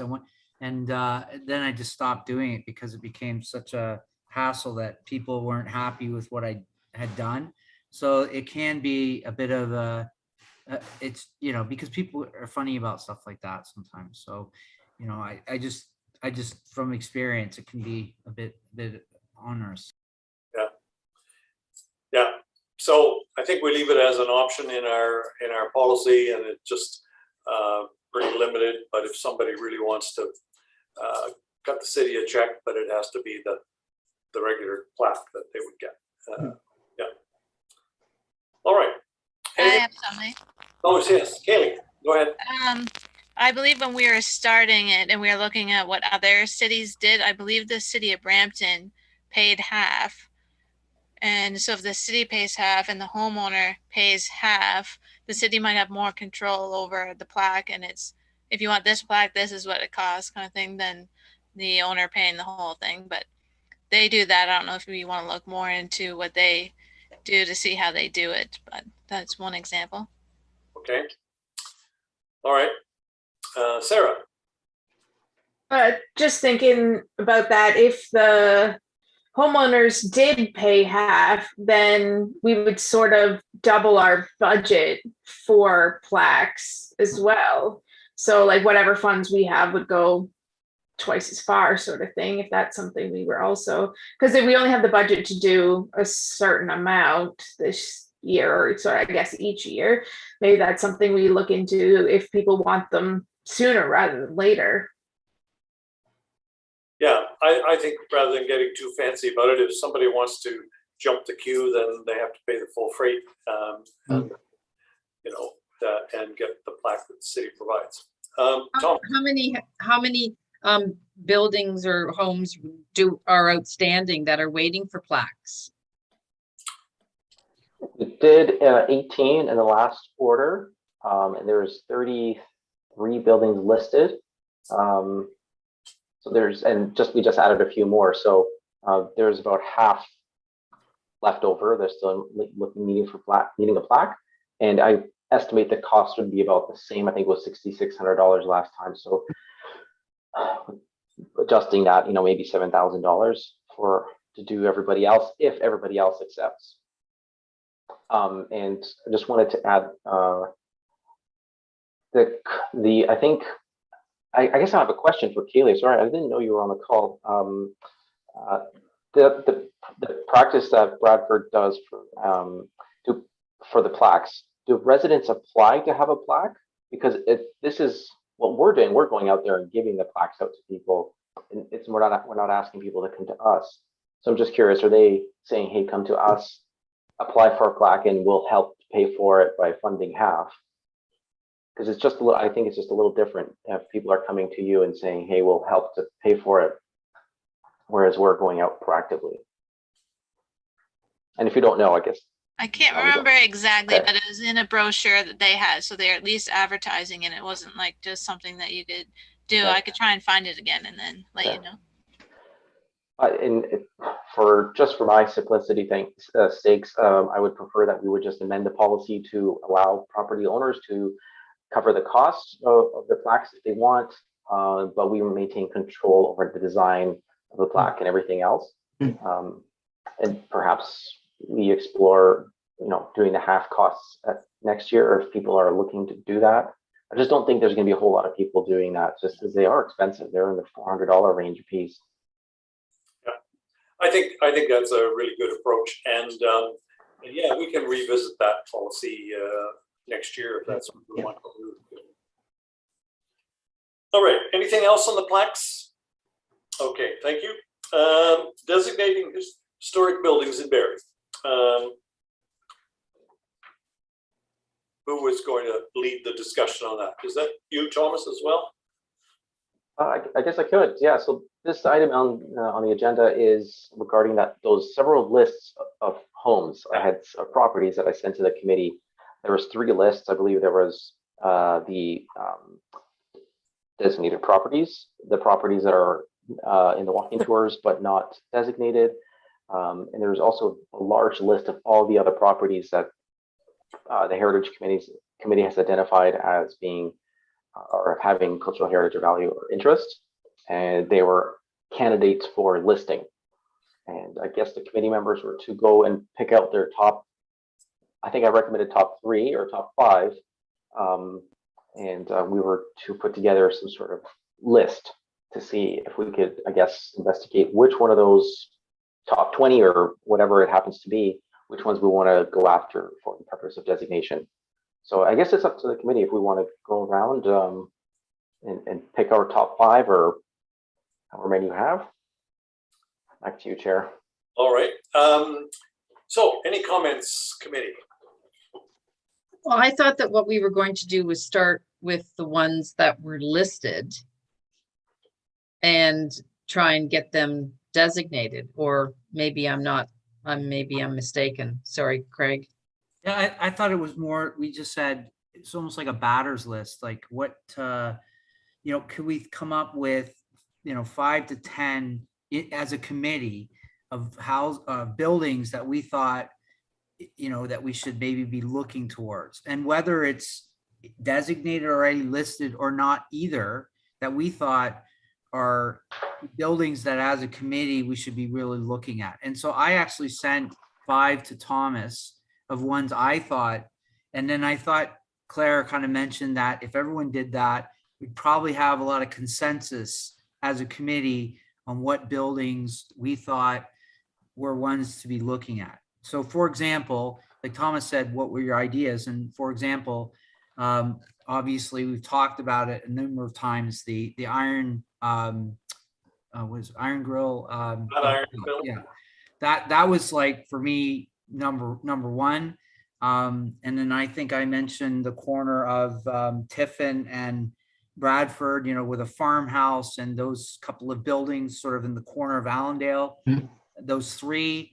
And then I think I said St. George's Church in Allendale, or the school across the street, that sort of, those were that I thought would be the ones I would focus on. And that's what I thought we were supposed to do. I think that was the assignment. Thomas. I did want to just speak to Shelley's comment. Originally, when we started this discussion, it was to focus we were going to focus specifically on the listed properties. And the committee said that there's other properties that are not listed that are of interest. For example, the 5 Points or the Flatiron. So we expanded that list. That's why I put those lists together and sent them out to the committee. So I do have, Craig, just because you mentioned the ones you had sent to me. So we had Flatiron, the Farmhouse, which is the YMCA Hotel, 8 Essa Road, 4 Essa Road, and the church, St. George's Church, or the Trinity Anglican or Collier United. So three sort of institutional churches. Those are Craig's top choices. Not sure if anybody else had sent me a list, but I think Craig was the only one who sent me a list ahead of time. The Queen, I haven't sent a list, and maybe do you just want, like, I can send you a list tomorrow, but the Queen's Hotel, which we know they've said they want to designate, do we want to put the Queen's on a list? Absolutely, we can. I would prefer to do it if we could right now. Just go through that list, and I would take everybody's. And the other ones that I wondered about was 90 William Street, which is the Group of 7 house, Craig, the one up where, because that home is so beautiful. The woodwork inside the home it's gorgeous. Possibly they might consider, I don't know at the time of listing, Thomas, whether they indicated they may or may not be interested, but they've had a community grant, they've done the roof, and they may be open to designating. And is this, you're going to send a letter to ask if they consider designating? I think we would, do a more personalized, detailed letter, going through the cost of things, the process, and I would ask them, please contact me and I'd be happy to talk to you and things like that. Just say that the committee is really interested and, they want to support the preservation of this building over the long term, that kind of thing. Right. And then the other one was the one that just recently listed, which was 11 Rodney. That home also is very beautiful inside as well. And I don't know whether that homeowner would consider designating. They might. We've got 8 so far. Actually, you got 11, but the 3 churches are sort of grouped together. Now, what about listing the Presbyterian Church on Essa Road and the Orange Lodge? I think the committee can pass a motion for listing, but we wanted to do designating. Who are we going to go at? Yeah. To see if we could work with them for designating. What are the top candidates that we feel for designating? Well, I mean, Sarah, go ahead. This is sort of on top. Well, first, I guess I would have also, the Flatiron building was on the top of my list as well. So that seems to be consensus. But I just have sort of a general question, perhaps amusing, on if we're going to ask people to designate, I think we're gonna need to come up with a really strong reason why. And not just like, it's gonna be nice and maybe potentially protect the neighborhood. Because when we talk to people at the open air or like any place we go, they not only say that they're afraid that it's going to make it so that they can't do anything to their property, they just don't see the overall value. So like right now, when you look at it, it's a cost to them. So if you did a cost benefit analysis in this economy, not a lot of people have extra money to put towards the study for designating. So what can we offer them that would kind of offset that negative? And then unless they're doing some sort of renovation to their house, they're not going to benefit from right now the programs that the city has. Like, is there anything that we can offer them that would incentivize people to designate beyond the sort of intangible, it's going to be good for the city and it's going to be good for your property? Like, I know that in some places it will increase the overall value of the property when they go to sell, but they may not sell for another 20 years. So I just think that when we talk to people, they go, yeah, it'd be nice, but it's a lot of work and it's not really something that I'm interested in. What can we do to kind of push people in the direction of what's actually going to be positive for them? Just something that I think we should really muse on so that when we do ask people, we can have a solid answer for them. Thomas. Thank you, Chair. I think, Sarah, you make a good point. The heritage, so far, the community improvement plan that the city has applies to listed buildings, and they can apply for the CIP funding. So it's not exclusively for that. So potentially, if there was additional funds earmarked for designated properties, there could be the financial incentive. But I wouldn't tell a property owner that, you know, it will increase your property value. It may, like, it's anecdotal information, but it's not something I can guarantee as a representative of a municipality. I do think, though, that a lot of it will come from the goodwill aspect of things. When you speak with somebody and say, you know, well, why did you choose to live here? Oh, well, the character of it, well, this and that. You know, and you can say, well, imagine if it wasn't here and you couldn't live here. You know, you could do something to make sure that somebody 100 years down the road could experience the same thing you're experiencing. And this municipal designation, it's not an absolute guarantee that the building won't come down. There is processes to demolish a designated building, but it really, really does help. I mean, it's pretty extreme to demolish a designated building. So, and a lot of the things like around costs of doing business, you know, if the committee continues to fund these things, then there would be no cost to somebody. For example, 125 and 127 Dunlop, there's no cost to the property owner for doing the designation. The committee is covering the costs entirely.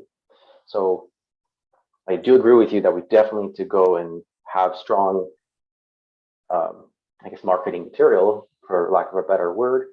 I don't know how much we can do in terms of the financial incentive aspect, unless it is that, you know, we amend that CIP and we assign, you know, listed properties only get $2,500, but designated properties can get up to 10 or something like that. That's probably our only avenue. There is also the program for, I believe it's for property tax for designated buildings is reduced, or it's eliminated. I don't know the details of that 100%. But it's been something that's been floating around, and we talked about it a couple of times. I don't exactly know what financial benefit that is. Is it a deferral, or is it slowing down, or is it entire forgiveness? I don't exactly know, but we don't have that program in place at this time, so I wouldn't be able to offer that. And I don't want to say it's potential because it's all based on council. So if council says nope, then I can't say, oh, well, you designated and but council decided not to implement the program. So I'm sorry. That would be great. Can I ask you, is that a program under the Heritage Act, or is that just a CIP under Planning Act?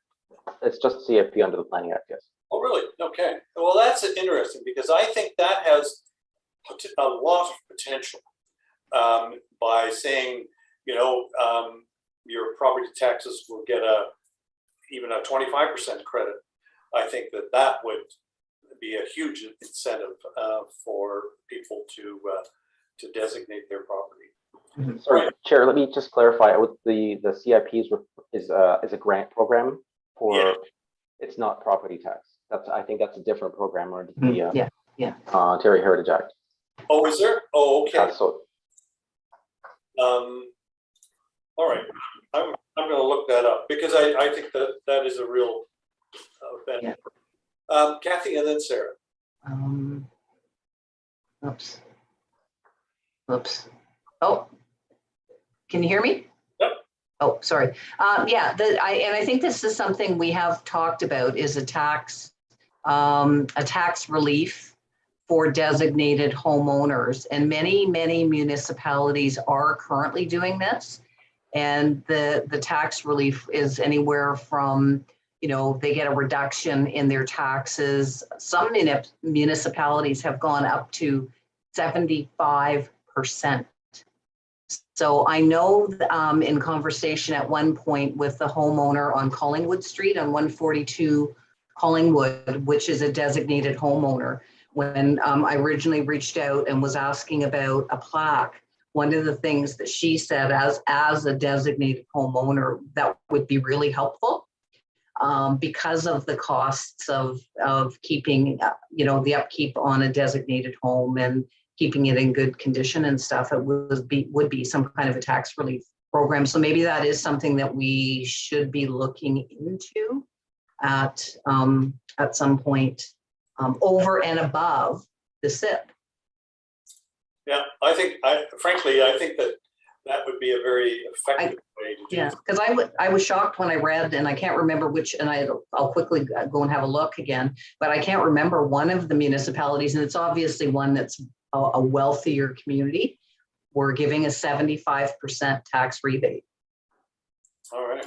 I don't think we could sell that here, but maybe 20 or 25%, because we do have other programs within the city that we help people, low income seniors, tax deferrals, low income water and wastewater management. So, we should be able to do something.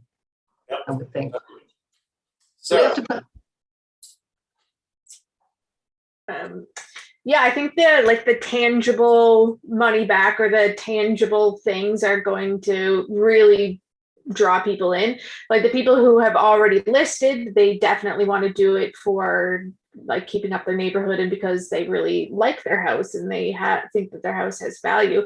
But adding that extra step to designating is just another headache for them, really.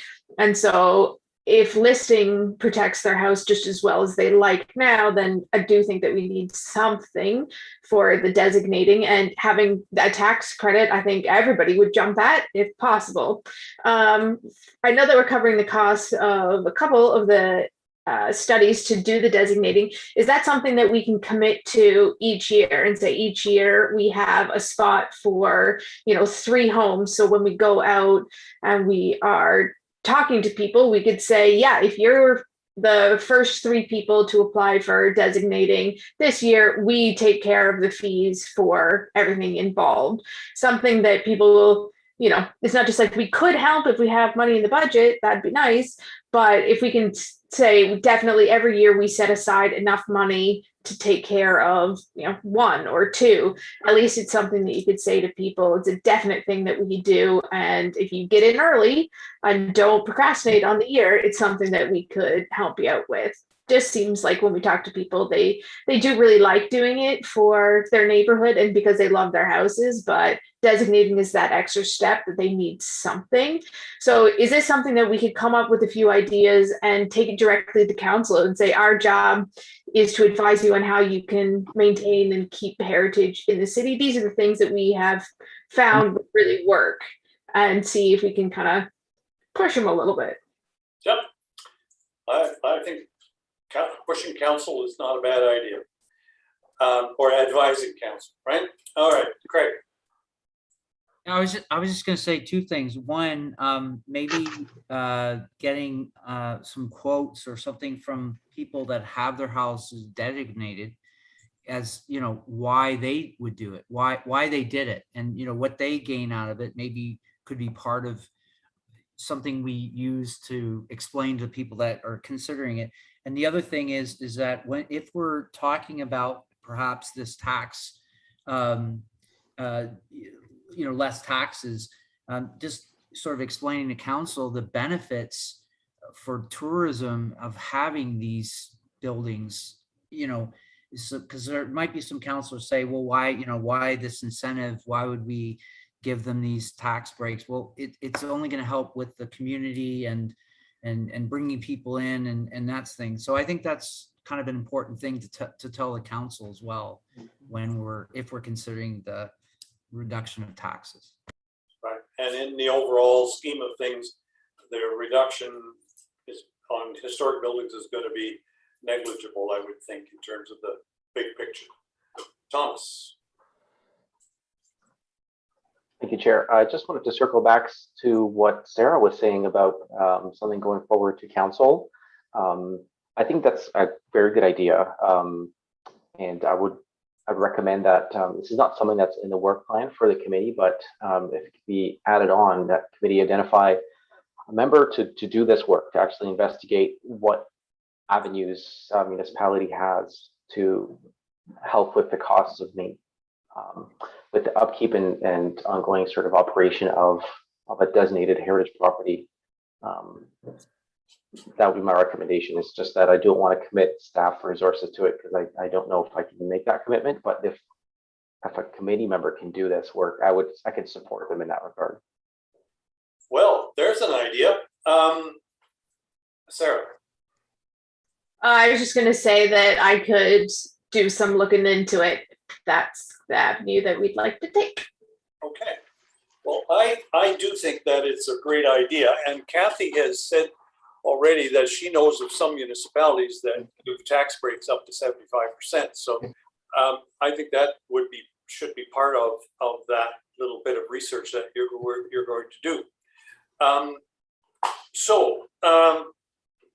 You know, I'm delighted that you would volunteer for that, Sarah. And if you would take that on, and Thomas has already offered to help you out, and I'm sure you could pick Kathy's brain to get some of those names.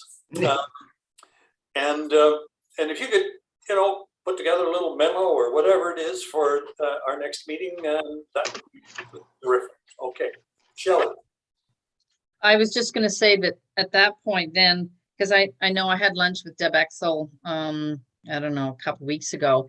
And, you know, the idea is, Kathy said, to go door to door. I think then, you know, all the good work that Sarah and Kathy and Thomas were going to do, put it into a little flyer that we could hand out when we were at the open air and all that stuff, but actually, you know, look into, and Deb said she, you know, would be happy to put together some kind of a little information sheet, a flyer that we could hand out when we go around, not just the applications, but, you know, maybe a little bit more incentive in, you know, which would be this information in the flyer. So, and Deb could probably do her magic in terms of her copywriting and maybe throw in a couple of graphics or whatever.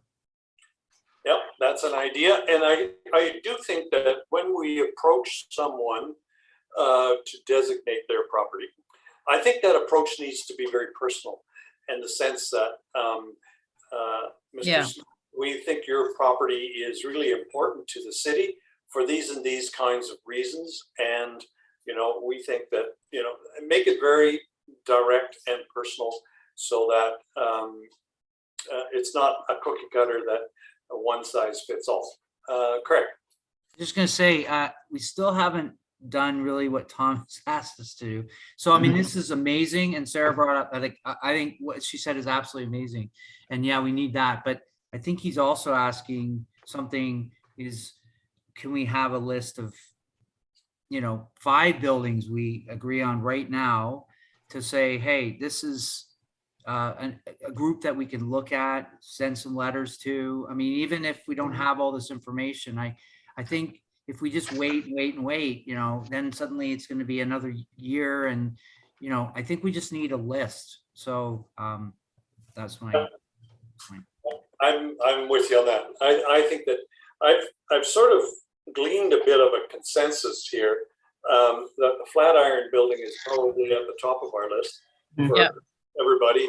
I think the farmhouse and those buildings around it are really important and well known. The Queen's Hotel, I think 90 William and maybe 11 Rodney. Certainly, as we're at, you know, the top of those, and then those three churches, I think Yes. if we say, okay, let's put a circle around those, I don't know, 8 buildings, whatever it is, and let's focus on those to see whether we can do some designating there.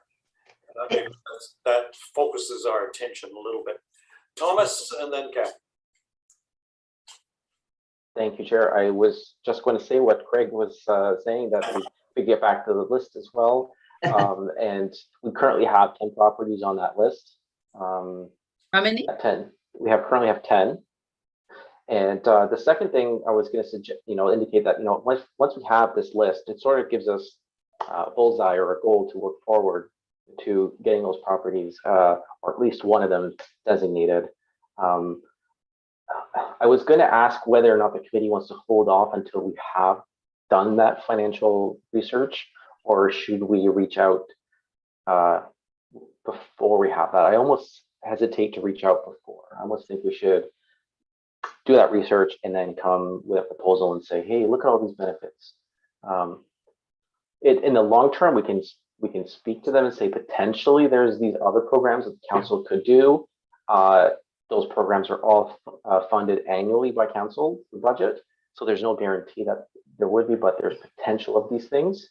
But even the CIP that we currently have, it is ineffective. It's not funded. It's not active. It can't be active. So everything sort of comes with a caveat. So I don't know what the committee wants to do. We want to hold off till the research is sort of done, or do we want to proceed with some sort of letter saying, hey, would you be open?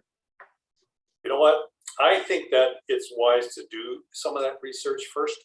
Let's see where it goes. I mean, the other part of it is that if we need some council resolutions or council decisions, that probably won't happen until the next council. Yeah, I mean, that's sort of where I think we should be. Let's get our ducks in a row, figure out exactly where we're going to go. We have these 10 buildings within our on our radar, and those are the ones we're going to focus on. Let's see if we can just get all our ammunition put together to really be successful. Shelley, and then Kathy. I was just going to ask the committee, in your experience, past experience, has there been a problem, or what are the problems that people bring up in terms of designating? I mean, Sarah, you said, talking to people, it's kind of the money side of things, and it's knowing that they have to do the study or keep up their properties. But so have people been approached, I guess is the question? Have they been approached and they say, no, I don't want to because it's because if we know because, then those are the kind of things that we need to put into a flyer to kind of combat or overcome, or go to the council to look for funding in that area for the study or for renovations or whatever for the designation. But I'm not aware of why people would say they don't want to designate. Okay, Kathy, and then Sarah. Now I forget what I'm going to partly answer Shelley's, but I also had another one for the list, Thomas, which I was wondering about 50 William Street, which has the coach house. So we recently listed 50 William Street, but they have the coach house that was the original part of the Burton estate. I'm not sorry, Kathy. I took my earphones out for a second, and sorry. I missed the very beginning of what you said. What was one more that maybe I thought we could add to the list about asking, which is 50 William Street. For designating, okay. 50 William is the house that has the coach house. which was associated with the Burton estate, the original Burton estate. So I will add that. So that's our 11. Let's not make the list too long because otherwise. No, that's just, it's because of the coach house, and it's a beautiful coach house.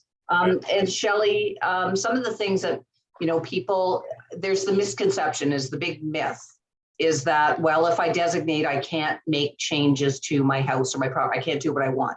That's not true. They do have to come back to committee and council for approval, which we have had designated homeowners do in the past. And you might have been on one of the meetings where they wanted to come and talk about, they were going to paint the house, or they were redoing the front porch. And all we did as committee was sort of say, well, what color? If you're doing it, you know, black, no, not so much. But, and, you know, if you were doing a glass and chrome porch, no, not so much. But they were still trying to do the changes in keeping with the property. So that wasn't an issue. I really think the biggest thing is that they don't understand the difference between listed and designated, and that in fact, yes, you can make changes. You know, we're trying to encourage you to keep them in, you know, be in keeping with and sympathetic to the house. And then the second part would be a lot of them have concerns around insurance. And it also gets listed on the deed to your house. So that when your property is designated, it actually gets put against the deed of your house, which people, you know, are funny about maybe. And then the insurance. And I spoke to the Insurance Bureau of Canada about historic homes in particular, and they say there is no difference. And there is actually something on the Ontario Heritage website that speaks about insurance for designated properties. And it's no more expensive than what my house would be, depending on what I want, you know, replacement value or what I want to spend. Okay. Some insurance companies don't want to insure, but insurance companies are getting that way about everything now. So it's really not, you know, if you're dealing with an insurance company, they say no, you know, like CAA, we just did this for our house. We wanted to bundle, you know, house and home insurance, or unbundle, and we were trying to figure out what was the best way to go. And CAA came back and said they don't do houses over 100 years old at all. So that wasn't even an option. You just have to shop around and do your due diligence with your. We'll put that on the list of a myth buster, insurance. Yeah, I think that Thanks. there's, you know, I mean, I think it's mostly the concern that, oh, if I want to paint my house, I have to get approval from it. Yeah. What if some committee doesn't like my paint color? You know, that kind of thing. Yeah. Anyway, Sarah. Yeah, I was just going to sort of add to that. People ask about the windows a lot, like if they want to upgrade their windows to not historic windows that are really not energy efficient. So what we generally say is that however the bylaw is written is really where the problems could arise. So just when you come to us, say, you know what, I'm thinking about upgrading my windows. I'd like to keep them in the same style, but have modern technology. That's something that we would be 100% for, because it's just environmentally friendly and everything like that. And it's going to help you. So when we talk to people, I tend to say, you know, if there's something that's really concerning for you, talk to us. And the way the bylaw is written will make it so that that is, you know, we say in keeping with heritage attributes rather than it must be original. Okay. Something like that. And then we've also had people be afraid that it's hard to sell because the buyers are not going to understand what the designation means and the restrictions, and they're just going to go, I don't want to look at it because I don't want to have to deal with all that extra headache. So if we could provide some detail for that portion of it as well, I think that would be beneficial. Okay. All right. Let's move on. We have our 11 buildings that are our targets. Committee budget updates. I don't have anything on that item, but Thomas or Tammy, do you have? The only thing I have is that David dropped off some receipts for his tables and tent. No, tables and I forget what else it was on that receipt. Oh, the cart, yes, Cart. yes, and it's been submitted through to finance to be paid, reimbursed to David, so his All right. funds. So as long as we're not in financial trouble, we're good. Not yet anyhow. Not yet. Okay. We only have 6 months left to go in the year, so we're good. All right. That brings us to the end of our meeting. And I wanted to just say that our next meeting is September the 14th. Oh, September 14th. So I think there's a song that says "See you in September." Is Yeah, that- we, I'm not going to sing. All right, Kathy. I just wanted to, something that we hadn't mentioned at all, and not everyone may know this, but several months ago, Firehouse Subs reached out to the members of the committee trying to get some pictures, because in the Firehouse Sub, the new one that's going to be built in Park Place up Bayview Avenue, they want, when they go into local communities, they try to do a mural on their wall that represents the local community they're going into. And so they had reached out, and they will be putting, I believe, a picture of the train on the wall of the Park Place sub shop. And Cool. and I think that they were, Craig, were they saying the opening was around in August? They're hoping to open in August. Yeah. So that's kind of cool. Yeah. Deb and I Yep. were organizing. Deb sent him a really awesome picture of the old steam train, and they're doing a mural. So it should look really cool. So Yeah. Great. Yeah. Free advertising for us. Yeah. All right. Okay. Well, thank you very much for this meeting. And hey, have a grand summer. We'll see you in. See you at the market, or Yeah, open see air you at open. Dunlop, or at the pub. Or Sure. We'll run into I just say something quick. Yeah. I didn't get the email about the logo, so if someone wouldn't mind forwarding it so I can put it on Oh. the educational material, and then we can get that hopefully printed so we can have them at the open air Dunlop and the farmers market. Okay. Tammy, would you send that to Kaylee? Sure can. Appreciate that. Thanks. Yeah, no worries. Okay. All right. Well, Thanks, everybody. We'll Thank see you you. over the summer. yeah, have a great summer. Have a great summer. Bye. Bye. Bye. Bye.